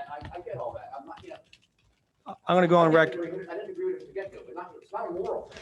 It's not a personal, Quality of life of the average Northfield resident by putting marijuana Well, how does, we have liquor sales, we have liquor sales, we have out tobacco stores. I get it. Does that make the city worse? Adding one more to it. Okay. I Councilman mean, Perry? this is, yeah. Mr. President, I'm sorry. I'm going to go on record and follow up with Chief. I don't want it in my town. 13th is our meeting. Been unequivocal about that. I don't want to be the town that has 10th and 31st. marijuana sales in it, right? I just don't want it. This is the 31st I don't want it for my planning board quality of referral. life. I don't want it for my Hands this kids. up. I don't want them seeing it. If they want to go to EHT or Pleasantville and get it, so be it. The money doesn't matter to me. If we do In the this 13th, case, no. I don't want it. It's ironic to That's me that fine. in the same packet, we have the Municipal Alliance, which Article 39 says the committee shall, with the County Municipal Alliance, identify alcoholism and drug prevention, education, community needs. I mean, I just, as an educator and as a father, I don't want marijuana. Listen, the voters of New Jersey could legalize prostitution. I don't want a brothel in my town either, Right. right? I don't want it in my town. And that's, I've been unequivocal about it. I stand by it. And the people, the voters voted for legalization, so be it. But doesn't mean we have to have it in our town. I don't want Mr. Smith, Northfield to be aren't the you town. sitting here because more voters voted for you than for your opponent? Isn't that what democracy is about? I'm hoping they voted for me because I'm a person of principle and I'm But standing you on my got more principle. votes than your opponent, and that's why you're here. 7 out of 10 people voted to have marijuana. Ms. in Madden, this I town. voted against that legislation. I'm not going to now vote for it. That's my principle. I'm standing to it. Barbara, the legislation not was worth to it to me. decriminalize marijuana. It wasn't to put it in Northfield. So it is somewhat different, but I do understand what you're saying. And they probably coincide with each other, and you're probably right about that. but Absolutely. It was two different types of votes. I mean, it's not, they didn't vote for putting it in Northfield. You know, if they had that in front of them, maybe it would be different. Maybe it would be the opposite. So Perhaps. we don't really know that, We don't and know that's that. just speculation. So, Well, I mean, I totally respect again, as a Brian's as a opinion. public question vote, those are worded in such a way that I don't know that people typically understand the True. question. I mean, and it's a tough They decision. I yield, mean, they yield an answer that I'm they, sitting that is here predetermined. listening to him, and it's almost like he's right. He's 100% right. So, but you're right, and you're right. It's, All right, it's one of those things, you know. Councilman I Perry, don't difficult. know. Councilman Perry, did you have a? Before you do that, can I Yes, sir. just say one thing? I just want to make sure council's clear. Unless a community formally adopts out of some or all of the above types of recreational cannabis businesses by adopting an opt-out ordinance by August 21, 21, it will be deemed to have opted in for same and locked in for a period of 5 years. During the 5-year period, the community cannot reverse its opt-in status. And if a recreational cannabis business opens, it cannot be legislated out after the 5 years. On the other hand, communities that opt out of certain cannabis business activity may reverse that decision at any time by adopting a revised ordinance. I just want to make sure everybody heard that and understood that. Thank you. Councilman Perry? Thank you. I guess I'm looking at it from a business standpoint. You know, the business of government regulates what you can do and can't do. It regulates gaming, lottery, all kinds of horses, you know, and it creates a situation where it makes it legal. People that are doing the sales now, you know, it's going, the monies are going to other individuals that are not regulated. The state regulates you in or it regulates you out. And as a business person, you know, I look at what my tax bill goes to, and you know, we tax liquor, we have other taxes, mercantile, other activities. The basics is the taxpayer. This would be convenient for our residents. It would be certified product to our residents. They're not buying something off the street from some drug dealer. They don't have to go to the next town and go into a shady area where, and you know, this would be in their own town, like going to our local liquor stores and you know, the war on drugs. I grew up in the 70s, and it's not working. education, the alliance, that is where the bottom line is. The parents teaching their children, and their children are still gonna go right. But as far as the business of government, we are in the business of regulating the industry, the $1 billion cannabis industry in the state of New Jersey. And that's something that is cutting edge, whether you like it or not. And it's, unless the new administration comes in and changes that. The moral values of children going and seeing it, this is, 21 and above, and it has to be enforced. The law, I would love it to see the force to go into harder drugs like opiates and heroin, fentanyl, and get people out of jail and put those people in jail that are killing people every day. And it's such a heartache, even in our town, to see what the opiates and the fentanyl are doing to our children and our adults. And I don't know, I just feel that the alliance is the way to go, education, to teach the children early on to stay away from drugs and alcohol. But, we regulate alcohol, we regulate land use, we make money as the business of government. And I look at it differently as a business person. I look at it as an opportunity to provide a tax relief to the taxpayer. Our schools are 57% of our tax bill. We're 27% of your municipality, and it's very difficult in these times to come in with a balanced budget. And that's my look at it. I would hate to see the opportunity pass where we could be bringing in hundreds of thousands of dollars to offset our budgets every year, to help the school systems, to help the fire departments and whatever entity that we are the tax collector for, and all those entities. I mean, we've got $1 million payments on our bill list tonight that are going to the community school and mainland regional. We've got $100,000 in just health insurance for the community for 1 month. And I don't know, it's something that shouldn't, there is a decision that's got to be made, and basically, or we don't do it or not. And I think that decision basically to opt out at this point in time as a business person. I'm for moving forward with it. Sorry. Thank you. Well said, Mr. Perry. Councilman DeWeese, do you have anything to add? No. Okay.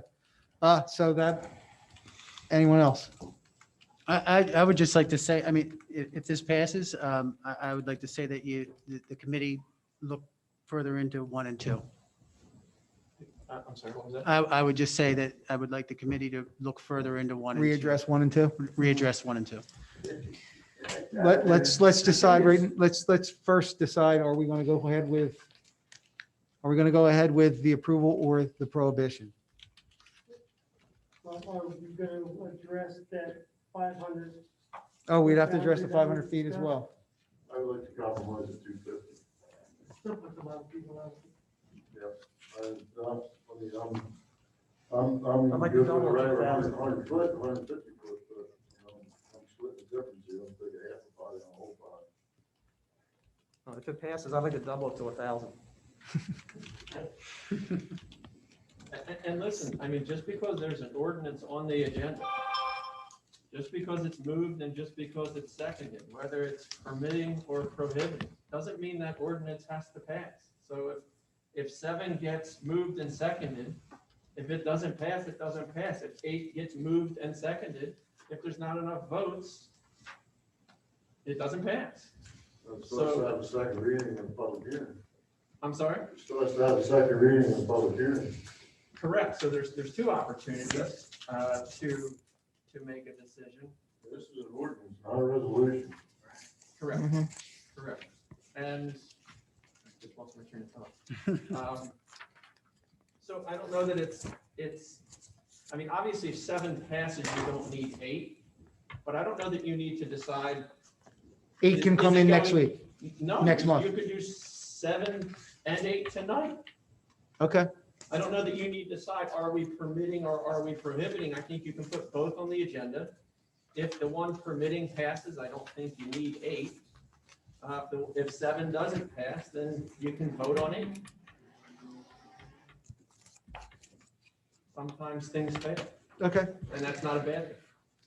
all right, then that is, Mr. Facenda, if I can just say one thing, because this does have to get referred to the planning board, we did suggest that we were going to provide an advisory copy, and that's going to be important because they have 35 days to consider.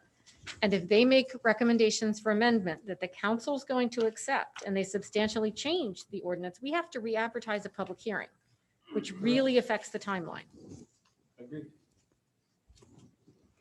I just want to make sure everybody understands that. It's, And the 35 days from the time we refer it to the planning board, assuming 7 passes tonight, gets us beyond the August deadline, because our next hearing after that is August 31st. The deadline is August 21st. So we are in a bit of a time crunch. We could always hold a special meeting. Just a bit of clarification on the zone map that was adjusted. They're taking the park, the First Grove Park as a 500-foot buffer in this proposed map. The instructions I was given at the meeting that led to the preparation of this ordinance was that there was a distance of 500 feet from any residential zone. Birch Grove Park is technically a residential zone. I don't know that it could ever be developed as a residential zone. I think it's dedicated in perpetuity to open space. But I couldn't ignore the fact that that was an R1 district. If council's intention is to not per se include Birch Grove Park zone as an R zone for purposes of this ordinance, I'm sure there's language I can come up with. I mean, so really what you're left with is the area in Pincus Avenue and Deborah Street is really the area that is truly a residential zone that you may or may not buffer from or to.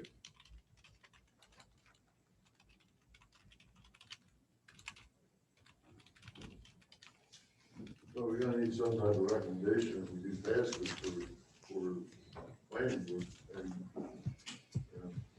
this gives coincides with what we're passing tonight, or just for the land use and the. One more time. If we pass 7 tonight, is this setback going to be put into that, or is that a later thing for the planning board? The setback is in there right now at 500 feet, as are classes 3, 4, 5, and 6. We can amend that tonight before introduction, I would prefer, to modify those things. That might not, we're not amending after the fact. So we can change this in whatever way the council deems necessary prior to introduction. So if we're going to amend it, let's amend it before we introduce.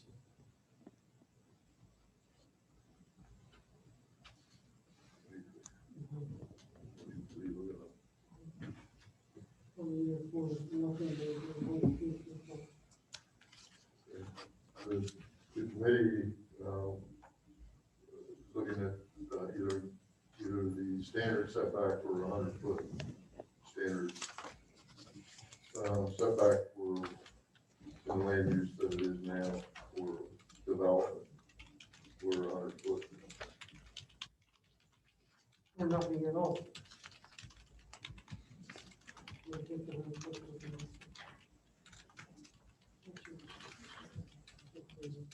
Hey, Mary, yes, if this issue was punted for the night, and we're gonna have a special meeting sometime later this week to deal, or later this month, I should say, to deal with the court issue. When did we say that special meeting may be? I don't think we picked it. Does that we anticipated the 24th. 24th-ish? So does that get us, I'm just trying to do the math here. If we introduced a cannabis ordinance, whatever it may look like on the 24th, it would be referred immediately to the planning board. Let's assume they have until July 30th to comment. We meet the first Thursday of July. Planning board's going to have a special meeting, there's no doubt, based on the timing. Well, why do we have to keep Well, moving it? other than We can't make a Councilman decision. Smith and myself, is there anyone that wishes to prohibit, to put the ordinance forward to prohibit? So that said, then we're moving forward with 7. So let's amend 7 and vote on it tonight. Thank you. I would say whatever the planning board requirements are right now for setback in the RC zone. I'm sorry, what? Whatever the requirement is for the RC zone setback. So no buffer. I think it's more of a buffer than a setback. Well, the buffer and the setback or what's in the regional commercial. Right, okay, so a business has to be within its lot lines has to be set back a certain distance. Correct. Are we going to create any buffer between a cannabis business in the RC zone and a residential zone per se? If that's 0, it's 0. If it's 500, it's 500. You see what 500 looks like. I would say the setback right now is 25 foot between, at least 25 to 35 foot for a commercial property. They would have to be set back already. In the regional commercial, I don't have my book with me, but there is a requirement in that zone for any commercial business to be so many feet away from a residential lot line. Okay.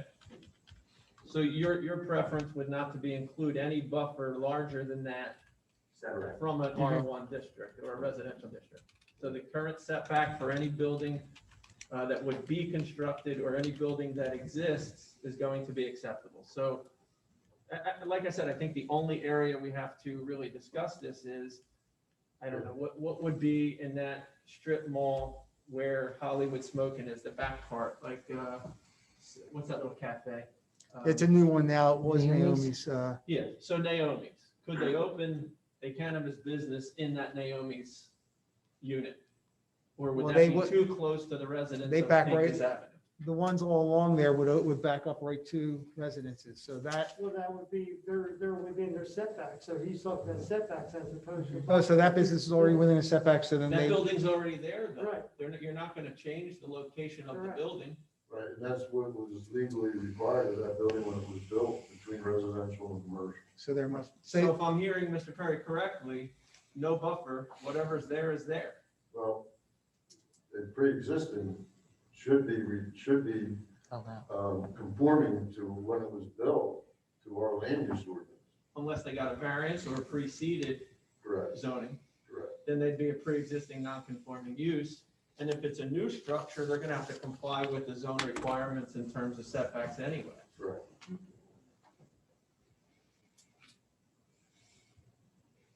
Mr. Facenda, did we add the consumption provision? Do you remember?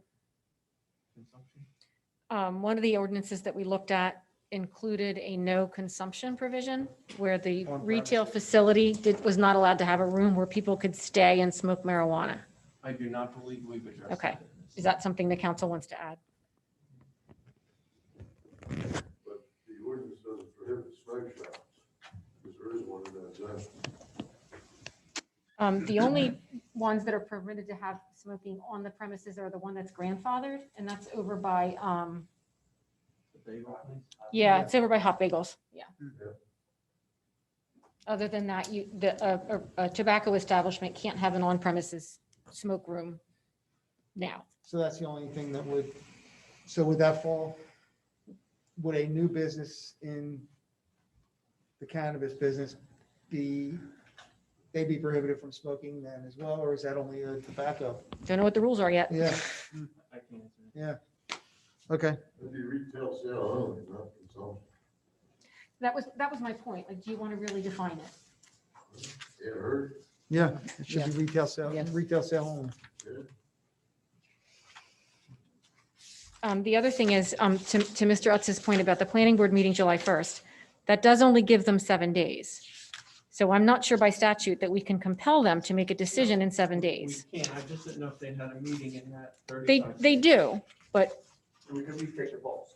correct, but you may end up with a special meeting to fully consider and, yes. Yeah.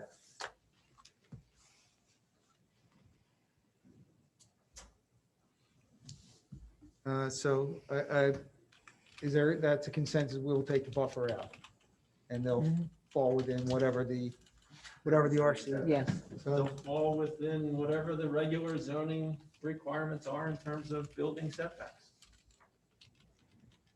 Whether it's a new building, obviously they gotta comply unless they get a variance, or if it's an existing building, it is what it is.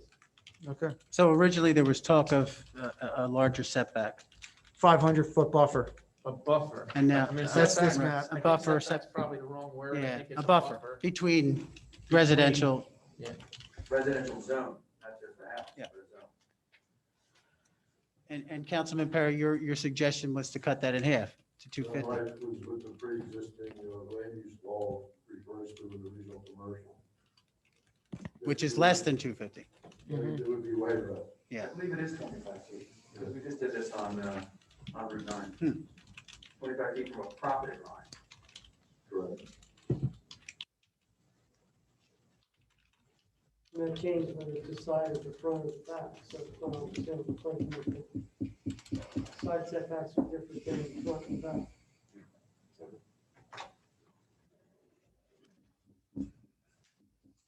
Okay, Survey says?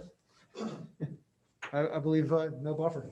All No right, buffer. so the section 215-158A, new section 26. The third line down, it says the following marketplace classes of licensed businesses are permitted, colon. And then we will delete, provided same or not within 500 feet of any Mhm. residential zoning district in the city of Northfield. All right, so we've addressed the buffer. What about the classes? We have 3, 4, 5, and 6 in the ordinance. Councilman Notaro mentioned 1 and 2. Do you want to include those? I'm in agreement with that. Was that- I'm in agreement with that. I would like to see more of a buffer, but Well, and if I could get to the class 1 and 2, there are certainly things that are associated with grow houses and even more so processing, because now they process this stuff into oils and it involves solvents, they're flammable and, I don't know that we want necessarily, and we can always revisit it down the road, correct? Yeah, Yes. Always It also revisit it down the road provides- On 1 and 2. that's also where you get the odors, is in that processing. Now, certainly they can filter that out, but yes, I smell them. I don't know about filtering out. I mean, as I said, when I was in Denver and I was on the highway and we're with hundreds of feet, that I could still smell it. But I had the same experience in Denver. Yeah, okay. but we don't know their But apparently regulations. they can. I mean, but even compassionate care out in Neighborhood Township admits some odor. Mhm. So that's Well, why I mean, think we should hold off. you've done your research, so I mean, why I that's, said hold off on 1 yeah. and 2 until, I mean, if a business person comes forward with a proposal that can include, it's a major expense at that level. And they could, qualify that there won't be light pollution or odor issues. Then we can consider it down the road. But I don't know that we want to include that now and get people started on that, down that road. You have a good point, Mr. Rutz. So back to 3, 5, and 6. 3, 4, 5, 3, and 4, 6. 5, and 6. We're at, You're forcing it. You can't legislate it out. But if we opt in, we don't like the rules, we can change it. Again, it's a moving target a little bit. I'm going to say yes, but with a little bit of reservation. okay, So where did we land? I'm sorry. we're, there, 3, 4, 5, and 6? 3, 4, 5, and 6, Okay. no buffer. So the only change to that ordinance is the one that previously. Yes, The yes. pre-existing or RC requirement for buffer setback, whatever you want to call I took the language that says provided same or not within 500 feet of any residential zoning district in the city of Northfield out. it. So I think we would want to put the other requirement in. Chief Newman, thank you again for your input. the discussion went crazy and I didn't get a chance to thank you for stepping up.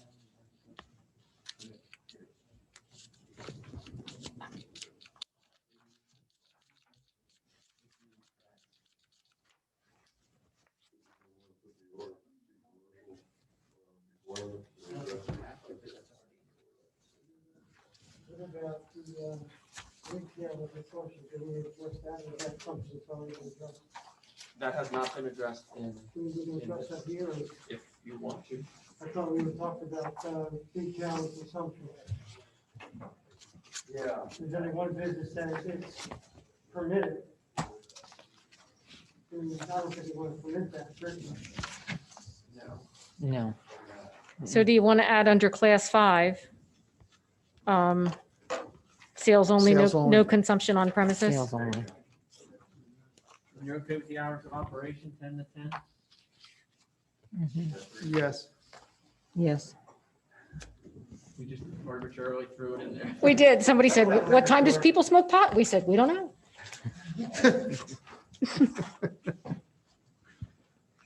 All right, so class 5, retailer license for locations at which cannabis items and related items are sold to consumers, but not to be consumed on premises.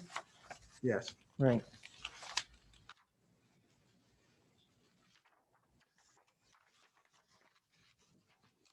That's the second change. Right, and then just to put it in a nice neat bow, the second part of this ordinance amends the existing code with regard to smoking on the bike path, and it becomes prohibited. All smoking. All smoking, vaping, Since it's marijuana, impossible to, tobacco, Anything. all it's of it. going to be hard enough to enforce it. So, Enforce what, smoking on the premises? no smoking on the bike path. Won't, the bike path will be no smoking anything. Do we have, This is Mr. any Mr. Counselor, do we have to create an ordinance in terms of any penalty or fines if we find someone? We already prohibit smoking I didn't say in certain prohibit. areas. The penalty provision is in there. Okay.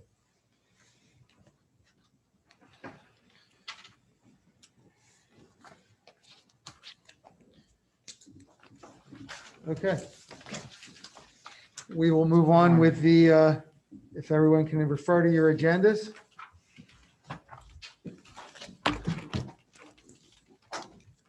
Approval of the minutes, Councilman Utz. Resolution. Second. Oh, a second would be Councilman Notaro. Resolutions. Councilwoman Madden, Councilman Smith.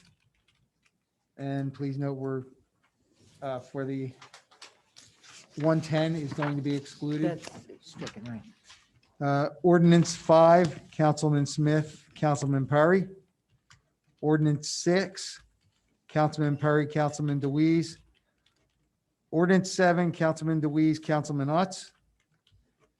Payment of bills, Councilman Notaro, Councilman Smith. And meeting notices, Councilwoman Madden.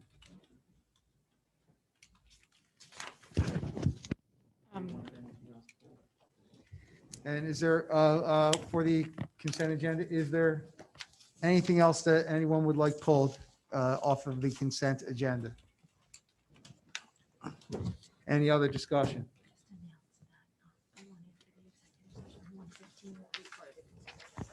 Okay.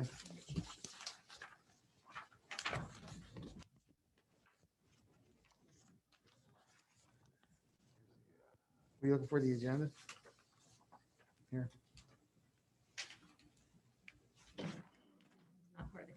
Okay.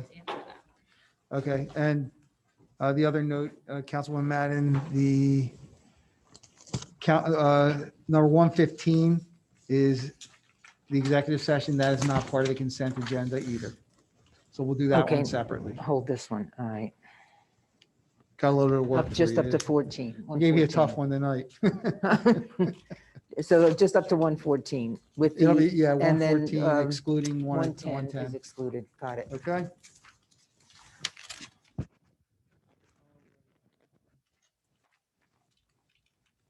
With that, we will open the meeting up to the public. Anyone from the public wishing to speak on any subject, please state your name and address for the record, and please observe a 5-minute limit per speaker.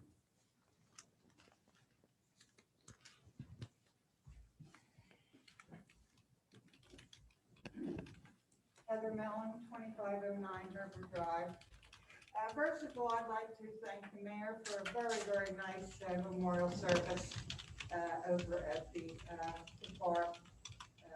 We had some, I think everyone was there, and I thought that it was, just very, very nice. I was glad to hear about the bathrooms being opened at the park. We had the Cub Scouts had a move up, the Boy Scouts on Saturday. Sunday. I can't even remember what day. Yeah. But there was a nice turnout for that. Very sad in a way because our Boy Scout troop is kind of dwindling, and these scouts, new scouts, will be going to Summers Point. They're having trouble getting a Boy Scout leader. Don Edwards. Edwards is kind of still hanging on in name only because a Boy Scout leader must go through courses and become certified. So he's having difficulty in getting another leader, which is very sad because we always like our Boy Scouts here in our town. Although the Cub Scouts were really, I shouldn't say cute because they are growing up. They were very excited about, becoming Boy Scouts. That was real happy, but now I'm real sad because of this marijuana thing. You are all council people, and I hope you talk to the people in your district, because I talk to a lot of people every day, being crossing guard. I see mothers, I see walkers and dog walkers, and I've been asking them over a period of time what they think about this. And they're not totally against marijuana, that's not the thing. What they are, to me, telling me is not in our town. We don't need marijuana in our town. If they want marijuana, they can go to Pleasantville or out, and if VHT is going to have it, I mean, we're not talking about millions and millions of miles that they have to drive, to get this drug. I also wonder if they're going to change the curriculum in schools when it comes to drug use, whether it's in the lower schools or in high schools. How are they going to present this? Because, up until now, it's been a controlled drug. That's about all I have to say. And to me, I would, if it was me, I would wait and see how the other towns are doing, and then make a decision. That would be me. But then again, this is your job. But thank you very much. Thank you.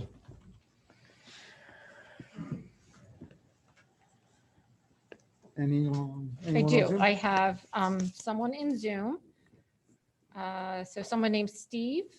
Steve, I can't have you share your screen, so I need you to. Okay. um, Hello? I'm going to Can you turn hear the me? speak. Hold on just a sec. Okay. Hello? Hi, my name is Stephen Goldstein. I live at 501 Maple Avenue. Can you hear me? Yes, go ahead, Yes. Mr. Goldstein. Okay.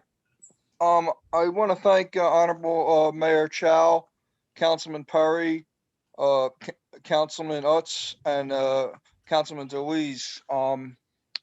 The paving was done in front of my house. It was, according to neighbors, it was first time in 47 years. They did a phenomenal job. I want to give kudos to Mr. Rami, city engineer who supervised it. And I just want to say thank you to everyone for being involved and helping widen the street and making the street navigable. Thank you so much.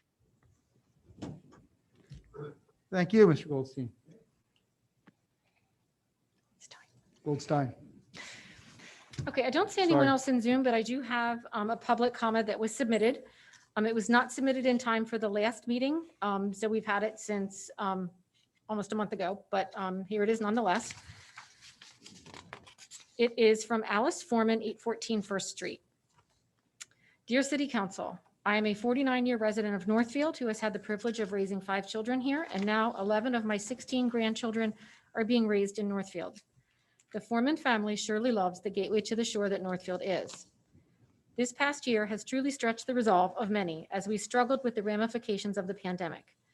Kudos to the Northfield Community School District that did what few school districts in New Jersey did. Under the leadership of Mr. Pete Pertonis and the input of dedicated teachers and remarkable parents, the school was able to provide an in-person education to all who were able to take advantage of it, and a virtual education to those who had health concerns. The school is back to full-time sessions, and all should be congratulated. Luckily for many of the children, during the summer of 2020, they were able to find the silver lining in the dark cloud of the pandemic. At the beach, at the baseball field, not in Northfield, and at the basketball courts in Margate. For this grandmother and sports lover, it was joyful to watch kids enjoy fresh air and exhale with a sense of freedom. But Birch Grove Park was silent until the end of summer, when the cheerleaders and football players from 6 to 14 took to the fields. The incredible fan board was finding a way to provide a normal fall in the midst of anxiety. Tents, refreshment stands, music, and cheer squads transformed the football fields of Birch Grove Park into a sea of happiness. The fall rains actually did transform the field into a sea. Thank you to City Council for providing a Band-Aid to the problem with new sod. The clay of the historic brickyard that preceded Birch Grove was good for making bricks, but not for draining excess water. FAN has an ambitious plan that I think could work. They have proven their dedication to finding a way to provide an excellent experience for young people and have harnessed positive energy to do so, as well as to expand opportunities for more. An indoor basketball program wasn't able to be run this year in Northfield.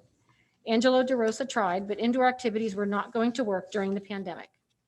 This led to realizing that Northfield didn't have outdoor basketball courts. Birch Grove could offer this. Outdoor clinics, instruction, 3-on-3 could all take place at Birch Grove. Little ones could be on the swings and seesaw, and bigger ones could be bouncing the ball and shooting the hoops. And at the same time, all could take advantage of the joy of the park. The school has utilized the park in their curriculum at end-of-year field days. The hiking trails have become a site for Easter egg hunts, and the snack bar could be reinvigorated.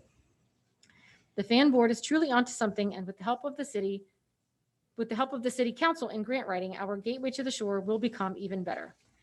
As an educator for 32 years and the wife of an educator and the parent of 3 educators and in-law of 3 more, I've always tried to find a way to say yes. No is always the easiest way. With a little out of the box thinking, a yes can be found. I hope you can find a yes to the fan request. Sincerely, Alice Foreman. Thank you. Any other members of the public wishing to speak? No, I have no one. Okay. With that, the public session is now closed. Do I have a motion to adjourn? All in favor? Aye. Aye. Second was Mr. Smith. I don't even know who the first was. Hold on. First one was Mr. Deweese.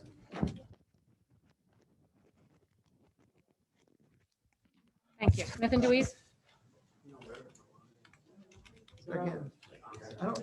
Yeah, I don't need to smoke pot. Yeah. I gotta go brush my teeth.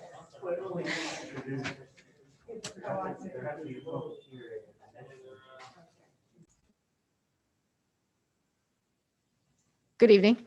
This is the regular meeting of Northfield City Council, June 15th of 2021. This meeting was properly advertised in accordance with Public Law 1975, Chapter 231 in the Press of Atlantic City on January 9th of this year. Due to social distancing requirements related to COVID-19, there are limited seats for in-person attendance by members of the public this evening. For this reason, the meeting is also being presented simultaneously as a remote public meeting live streamed using Zoom conferencing service and in accordance with the governor's executive orders and Open Public Meetings Act. Zoom meeting participants can dial in by telephone and listen to the proceedings, or they can access the meeting using a web browser and be able to view and listen. Instructions on how members of the public could reserve one of the limited seats, as well as how they can access Zoom, have been made available on the municipal website and were published in the Press of Atlantic City. The full text of the public meeting notice has been posted at the entrance to the municipal building and includes Zoom instructions, information on where to find the meeting agenda and relevant documents, as well as instructions on how members of the public could submit comments in advance of tonight's meeting. For those participating via Zoom, all participants will be muted upon entry to the meeting. Web browser participants will not be able to share their screens or see the camera view of anyone other than the host, which is the city of Northfield. Zoom participants wishing to exercise their right to participate during the public comment portion of the meeting should wait until the specific announcement is made to open the public comment period. At this time, one by one, any telephone users will be asked to identify themselves and will be unmuted to permit commentary. For web browser participants, comments or questions may be submitted via the chat function, but will not be acknowledged outside of the designated public comment portion of the meeting. Chat users must also provide his or her name and address for the record in order to be heard. Any written comments submitted in advance will be read aloud and addressed during the public comment portion of the meeting, and we have none for the regular session. May I have a flag salute read by Mayor Chow, please? Please rise. I pledge allegiance to the flag of the United States of America and to the republic for which it stands, one nation, under God, indivisible, with liberty and justice for all. I ask you to remain standing to reflect on the following comments. Let us remember and keep in our prayers those serving in our nation's armed forces, especially those troops away from home. Thank you. Please be seated. Thank you.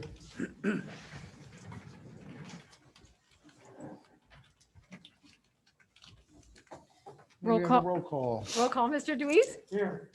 Mrs. Madden, Mr. Notaro, Here. Mr. Perry, Here. Mr. Smith, Here. Ms. Retz, Yeah, Mr. Palestina, Here. and Mr. Chow. Here. Mayor, Mr. President.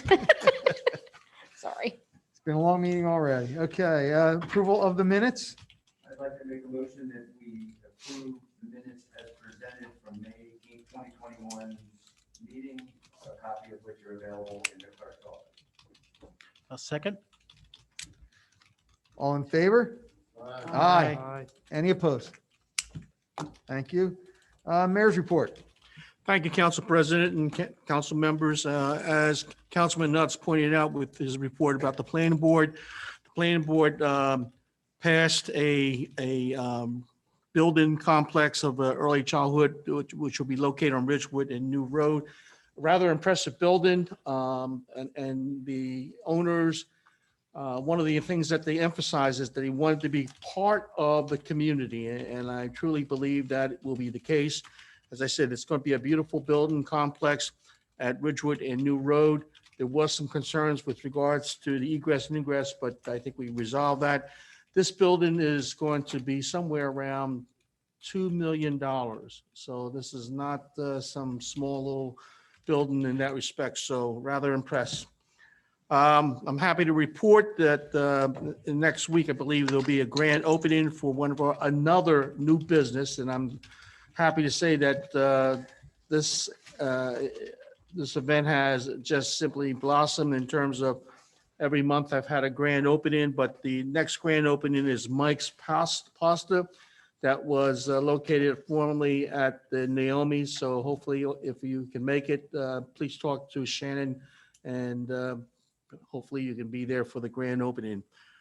As Councilwoman Madden pointed out with regards to the library committee meeting with the county, then Councilwoman Madden, Councilman Deweese and Palestina and Mary Canisi were there.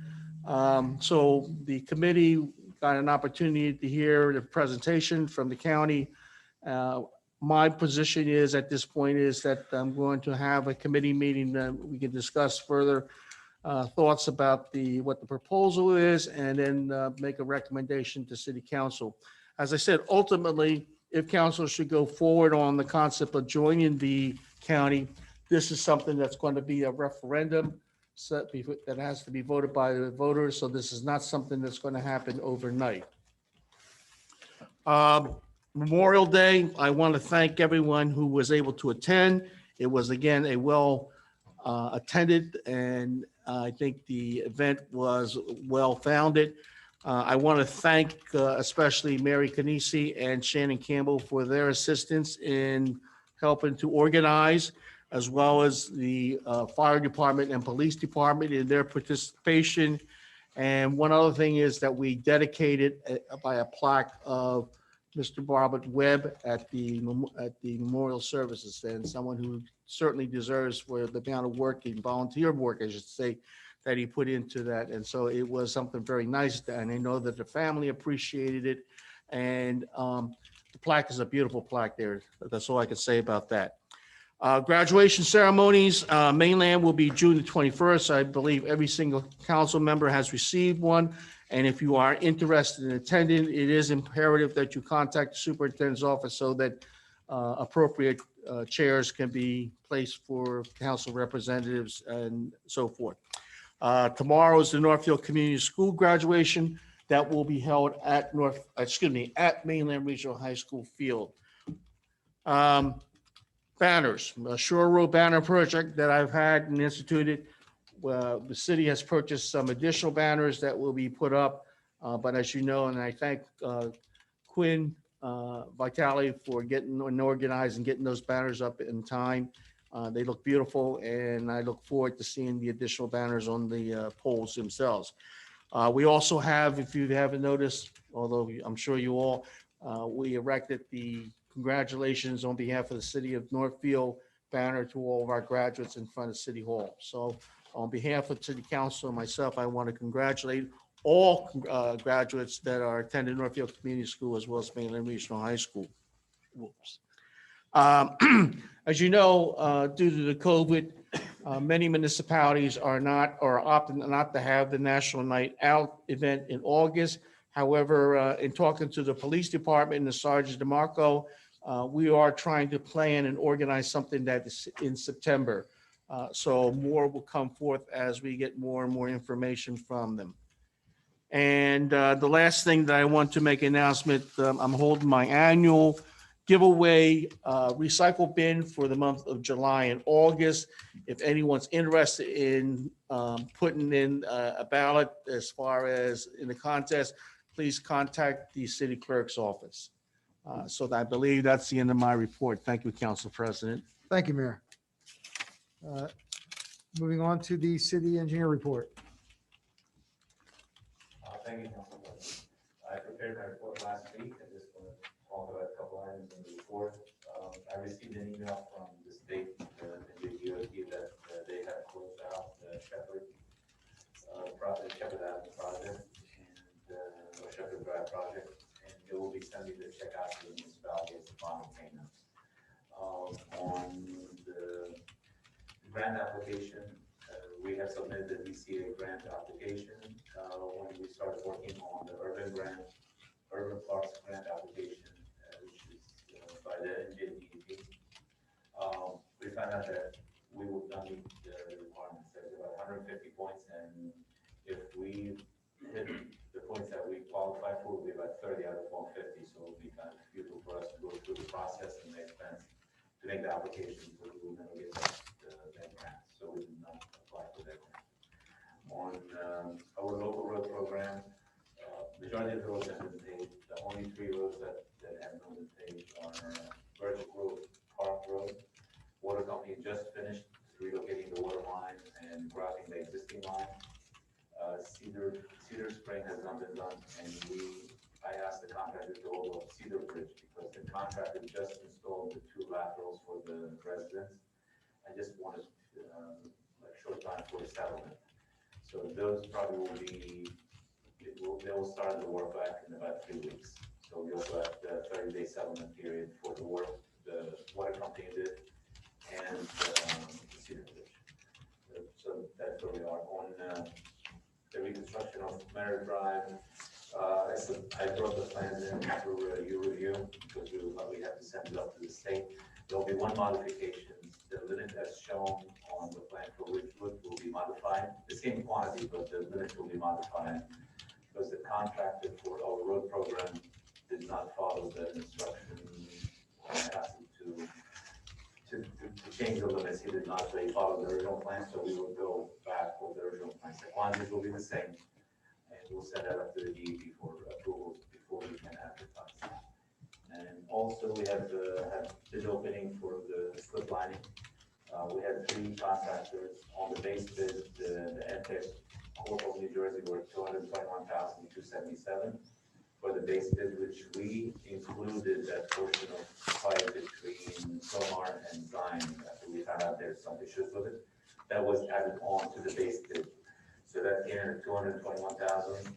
Our budget was 200,000, so that's understandable. We added about 400 feet of pipe to this section. The alternative for the lowest bidder was 58,397. That was for slip lining the sewer main along Davis Avenue. The second bidder was 239 for the base bid and 65,486 for the second. And the third bidder was the highest, was $591,355 for the base bid. So it's out. I'm recommending to award the contract to Edtech Corp New Jersey for the base bid only. After discussion with Public Works, they felt they start looking at Davis Avenue. They did not feel there's really a need for the rehab at this point. So they'd rather just do the base bid, and we will visit the area next year when we do the second section as we go. So that's our recommendations on the meeting for approval by council. And that's my report. Thank you. Any questions? The concrete slab and future sidewalk at Atrium Village, have you talked with Quinn about that? You're aware of Yes. running the concrete? Now, I was hoping to get everyone to do with the Northfield, Right. Birch Grove Park Road. What, at Birch Grove Park Road, there's concrete aprons have to be reconstructed. For part of that, I would have the contractor install. It's only like 4x4. It's a small section. It's around the corner, so they will do that part of this road. Okay, so roads on top of the three. The other thing, I forget what it was. No, never mind. It'll come to me. I'll talk to you later about it. Okay. Go on. Yeah. Thank you. Anyone else? Thank you, Rami. At this time, we will open it up to the public. Anyone from the public wishing to speak on any subject, please state your name and address for the record and observe a 5-minute limit per speaker. No one in Zoom. Okay. With that, the public session is now closed. Resolutions. I would like to- All matters, all matters listed under the consent agenda are considered to be routine in nature and having been reviewed by council will be enacted by one motion. Any item may be removed from the from the consent agenda at the request of any council member, and if so removed, will be treated as a separate matter. Any items requiring expenditure are supported by a certificate of availability of funds. At the end of this, there's the executive session of council. There'll be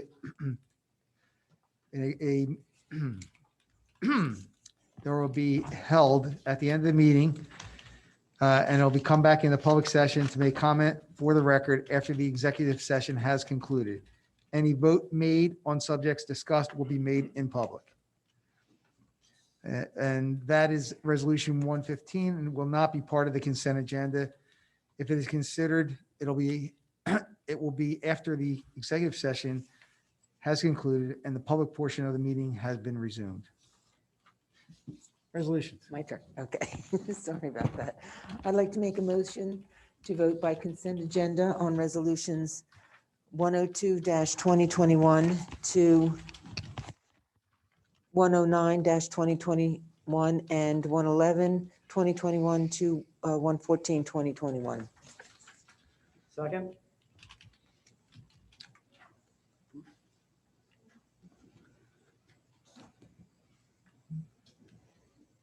Any comments by council? Roll call.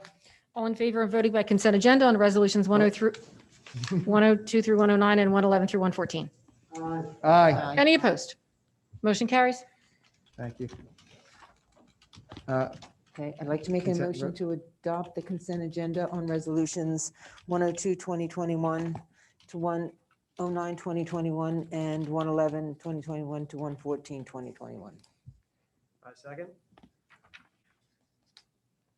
Any other comments? Roll call. Yes. On the suppression system, for downstairs, is that something that, is pre-existing, redoing it, or something new?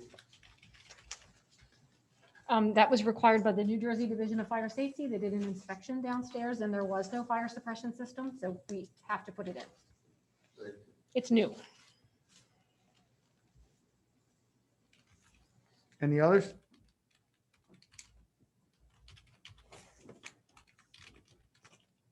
Roll call. Mr. Deweese? Yes.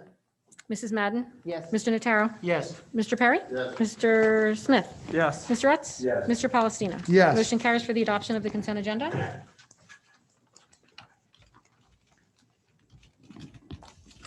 Ordinance 5-2021. I can make a motion to introduce ordinance 5-2021. Second,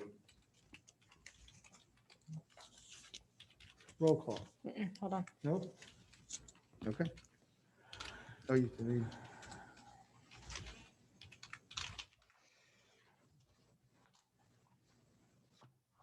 Ordinance 5 of 2021 is a bond ordinance appropriating $890,000 and authorizing the issuance of $845,500 in bonds or notes of the city of Northfield for various improvements or purposes authorized to be undertaken by the city of Northfield and the county of Atlantic, state of New Jersey. This is the introduction. There will be no public input. The matter will be taken up for a second reading. There will be a public hearing and final adoption on July 13th of 2021.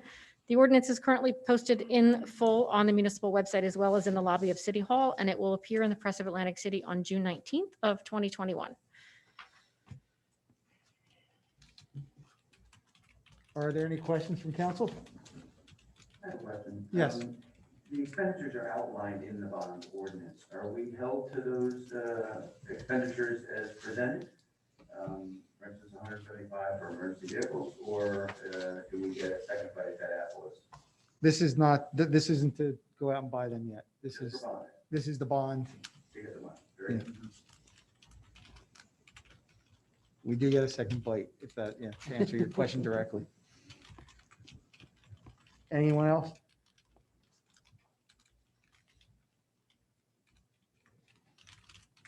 Roll call. Mr. Deweese? Yes. Mrs. Madden? Yes. Mr. Notaro? Yes. Mr. Perry? yes. Mr. Smith? Yes. Mr. Rutz? Yes. Mr. Palestina? Yes. Motion carries for the introduction of ordinance 5 of 2021. Can I have a motion for ordinance 6-2021?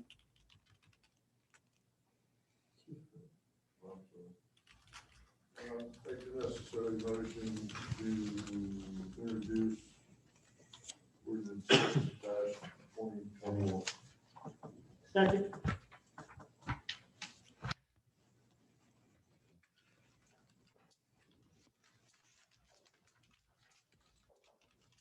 Ordinance 6 of 2021 will also be read by title only. This is an ordinance creating a new chapter 39 of the municipal code of the city of Northfield entitled City of Northfield Municipal Alliance. This is introduction. There will be no public input, and the ordinance will be published in full in the Press of Atlantic City on June 19th. It is presently posted in the lobby of City Hall as well as on the municipal website. As with ordinance 5, anybody who asks for a copy of the ordinance can obtain one free of charge in my office during regular business hours. There will be a second reading, public hearing, and the matter will be considered for final adoption on July 13th of 2020. Are there any questions from council?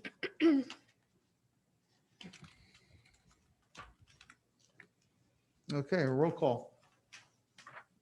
Mr. Deweese? Yes. Mrs. Madden? Yes. Mr. Notaro? Yes. Mr. Perry? Yes. Mr. Smith? Yes. Mr. Rutz? Mr. Palestina? Yes. Motion carries for the introduction of ordinance 6 of 2021. May I have a motion for ordinance 7-2021? I'd like to make the necessary motion to introduce ordinance 7-2021. Second, Just note for the record that the ordinance number 7's been amended prior to this point in our meeting. Specifically, there were two changes made. Section 215, 158A 26. The lead-in clause will now end with the following marketplace classes of licensed businesses are permitted. The balance of that paragraph will be deleted. And section C pertaining to the class 5 cannabis retailer will be revised to reflect that there shall not be any consumption of cannabis items or related supplies on premises. Thank you.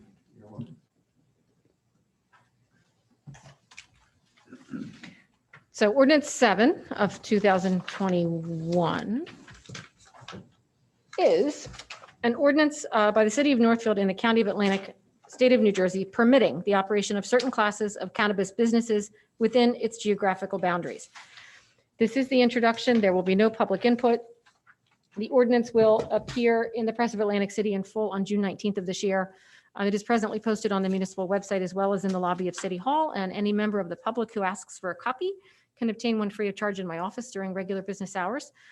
Pursuant to local land use law, this will be referred to the planning board tomorrow, and they will have 35 days to comment. The matter will be taken up for a second reading. There will be a public hearing, and it will be considered for final adoption on July 13th of 2021. Are there any questions from council or input? Okay, roll call. Mr. Deweese. Yes. Mrs. Madden. Yes. Mr. Notaro. Yes. Mr. Perry. Mr. Smith. No. Mr. Rutz. Yes. Mr. Palestino. No. Motion carries for the introduction of ordinance 7 of 2020. The next ordinance on the agenda, we do not need, as number 7 has just passed. So we will skip that for the public or anyone with an agenda. Payment of bills. I'd like to make a motion for the payment of bills in the amount of $2,448,693.51. Second? Roll call. Mr. President, Yes, sir. so just for knowledge, there's over $4,000 in expenses that were put into the fields, and I think that the people involved out there should know that that's just 1 month's worth of expenditure on our fields to promote the youth organizations in the community. Oh, thank you. Yeah, those are routine. In addition to the other field work that's being done by the. The salary and wage we pay our employees to maintain the units. Thank you.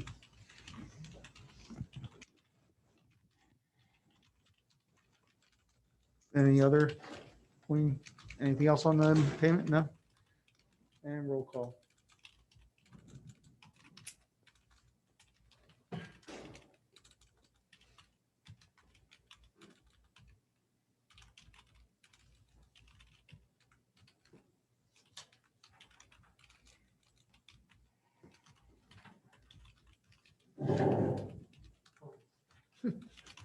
Sorry about that. Roll call. Mr. Deweese. Yes. Mrs. Madden. Yes. Mr. Notaro. Yes. Mr. Perry. Yes. Mr. Smith. Yes. Mr. Rutz. Yes. Mr. Palestino. Yes. Motion carries for payment of bills. Meeting notices. The next city council meeting is July 13th, 6 PM work session, regular session immediately following. Thank you. Do I have a motion to adjourn? No, No? we have Oh, an executive executive session. session. However, are we scheduling a special meeting for the court? I believe I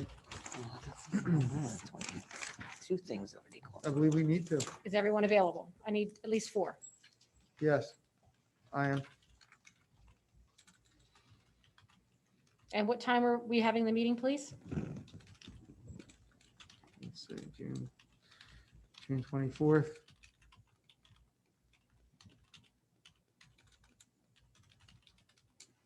Is 5 o'clock acceptable to everyone? No, I think I have a conflict. I have to be a little earlier. Pardon, earlier? Yeah, I would have a conflict on that at that time. Okay. Does anyone else have any conflicts earlier? What time is 4 o'clock? 3, is that too early? Mr. Parry? Four, All right, we'll have to, well, all right, 4, well, I might have to leave early, but or do it at the normal meeting time at 6 o'clock. I think that fan thing is on the 24th. All right, We don't need everyone. We only need 4. yeah, Oh, so okay. let's do it at the, what did I say, 5? 5? 5 o'clock? 5 o'clock. All right, so I will advertise a special meeting for Thursday, June 24th, 5 PM. Is that good for you, correct? Chris? And that's for the courts, right? Okay. Okay. I'm sorry, it was 5 PM? Yes, Okay. Special meetings, we are limited to whatever I publish on the agenda is what we can discuss. So we're limiting it to discussion of possible actions with regard to municipal court, correct? Okay. Okay.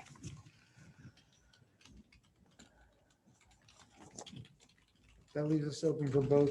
Mhm, yep. Linwood or Atlantic County, Yep, whichever. yep. Okay. Okay, thank you. So for the executive session, Oh, yeah. resolution 114 was just 115, approved Yeah, as part of the consent agenda. This is a resolution providing for an executive session not open to the public in accordance with the provisions of the New Jersey Open Public Meetings Act, which is NJSA 10:4-12B, in this case 8, regarding personnel matters. The individual in question has been issued a rice notice and signed and returned it. And we are required to set forth as much information as possible with regard to the subject matter to be discussed, as well as provide for the public the amount of time that can be expected to elapse before the non-public minutes can be disclosed. And for that, I will defer to Solicitor Pacenda for comment. Thank you, Mary. Mary, can you just confirm that there was a rice notice? Yep, yep.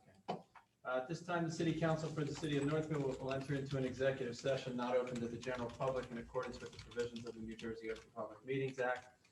Issues to be discussed are personnel matters, specifically an employment status change from part-time to full-time police records secretary.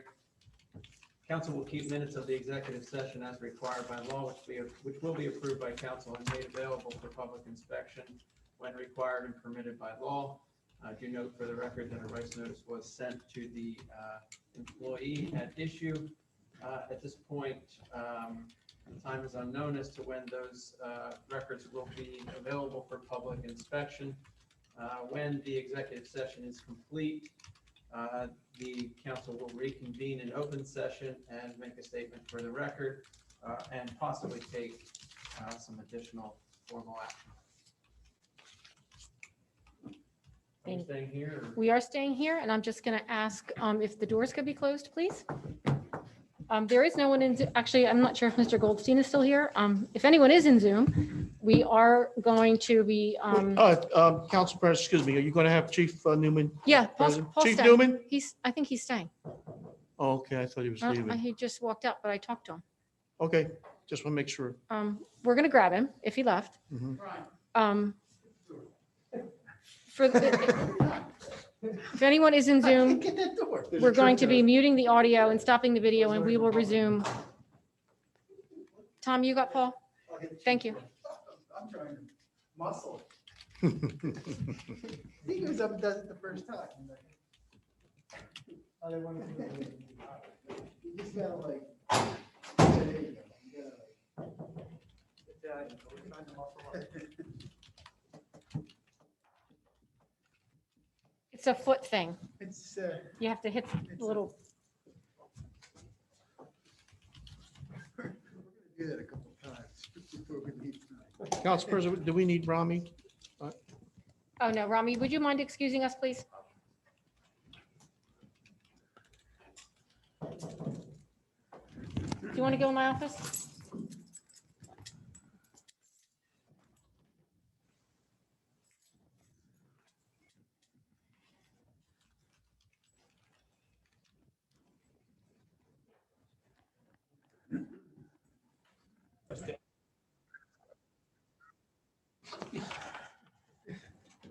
Ready when you are, Mr. DeMille. Thank you, Mary. The council has completed its executive session. The matters that were discussed were the personnel matters regarding employment status change from part-time police record secretary to full-time. It's my understanding that the city council will now entertain resolution 115-2021. If someone would move and second that, and we can have a vote on that. Barbara, could I have a motion for? Yes. I'd like to make a motion by consent, I'd like to make a motion to vote on resolution 115, 2021. Second. Just for the record, it's a motion to approve. Motion to approve. Motion to approve resolution 115, 2021. Can we get another second? Second. Roll call. Any questions? Okay. Roll call. Mr. call. Deweese, Yes. Mrs. Madden, Yes. Mr. Notaro, Yes. Mr. Perry, Mr. Smith, Yes. Mr. Rutz, Yes. Mr. Palestina. Yes. Motion carries for the adoption of resolution 115 of 2021. Thank you, council. Motion to adjourn. Motion to adjourn. Second. All in favor? Aye. Any opposed? And I apologize. Thank you all. We have court tomorrow. There is a holiday, Greg. Nobody laughs at my court joke anymore. Which one?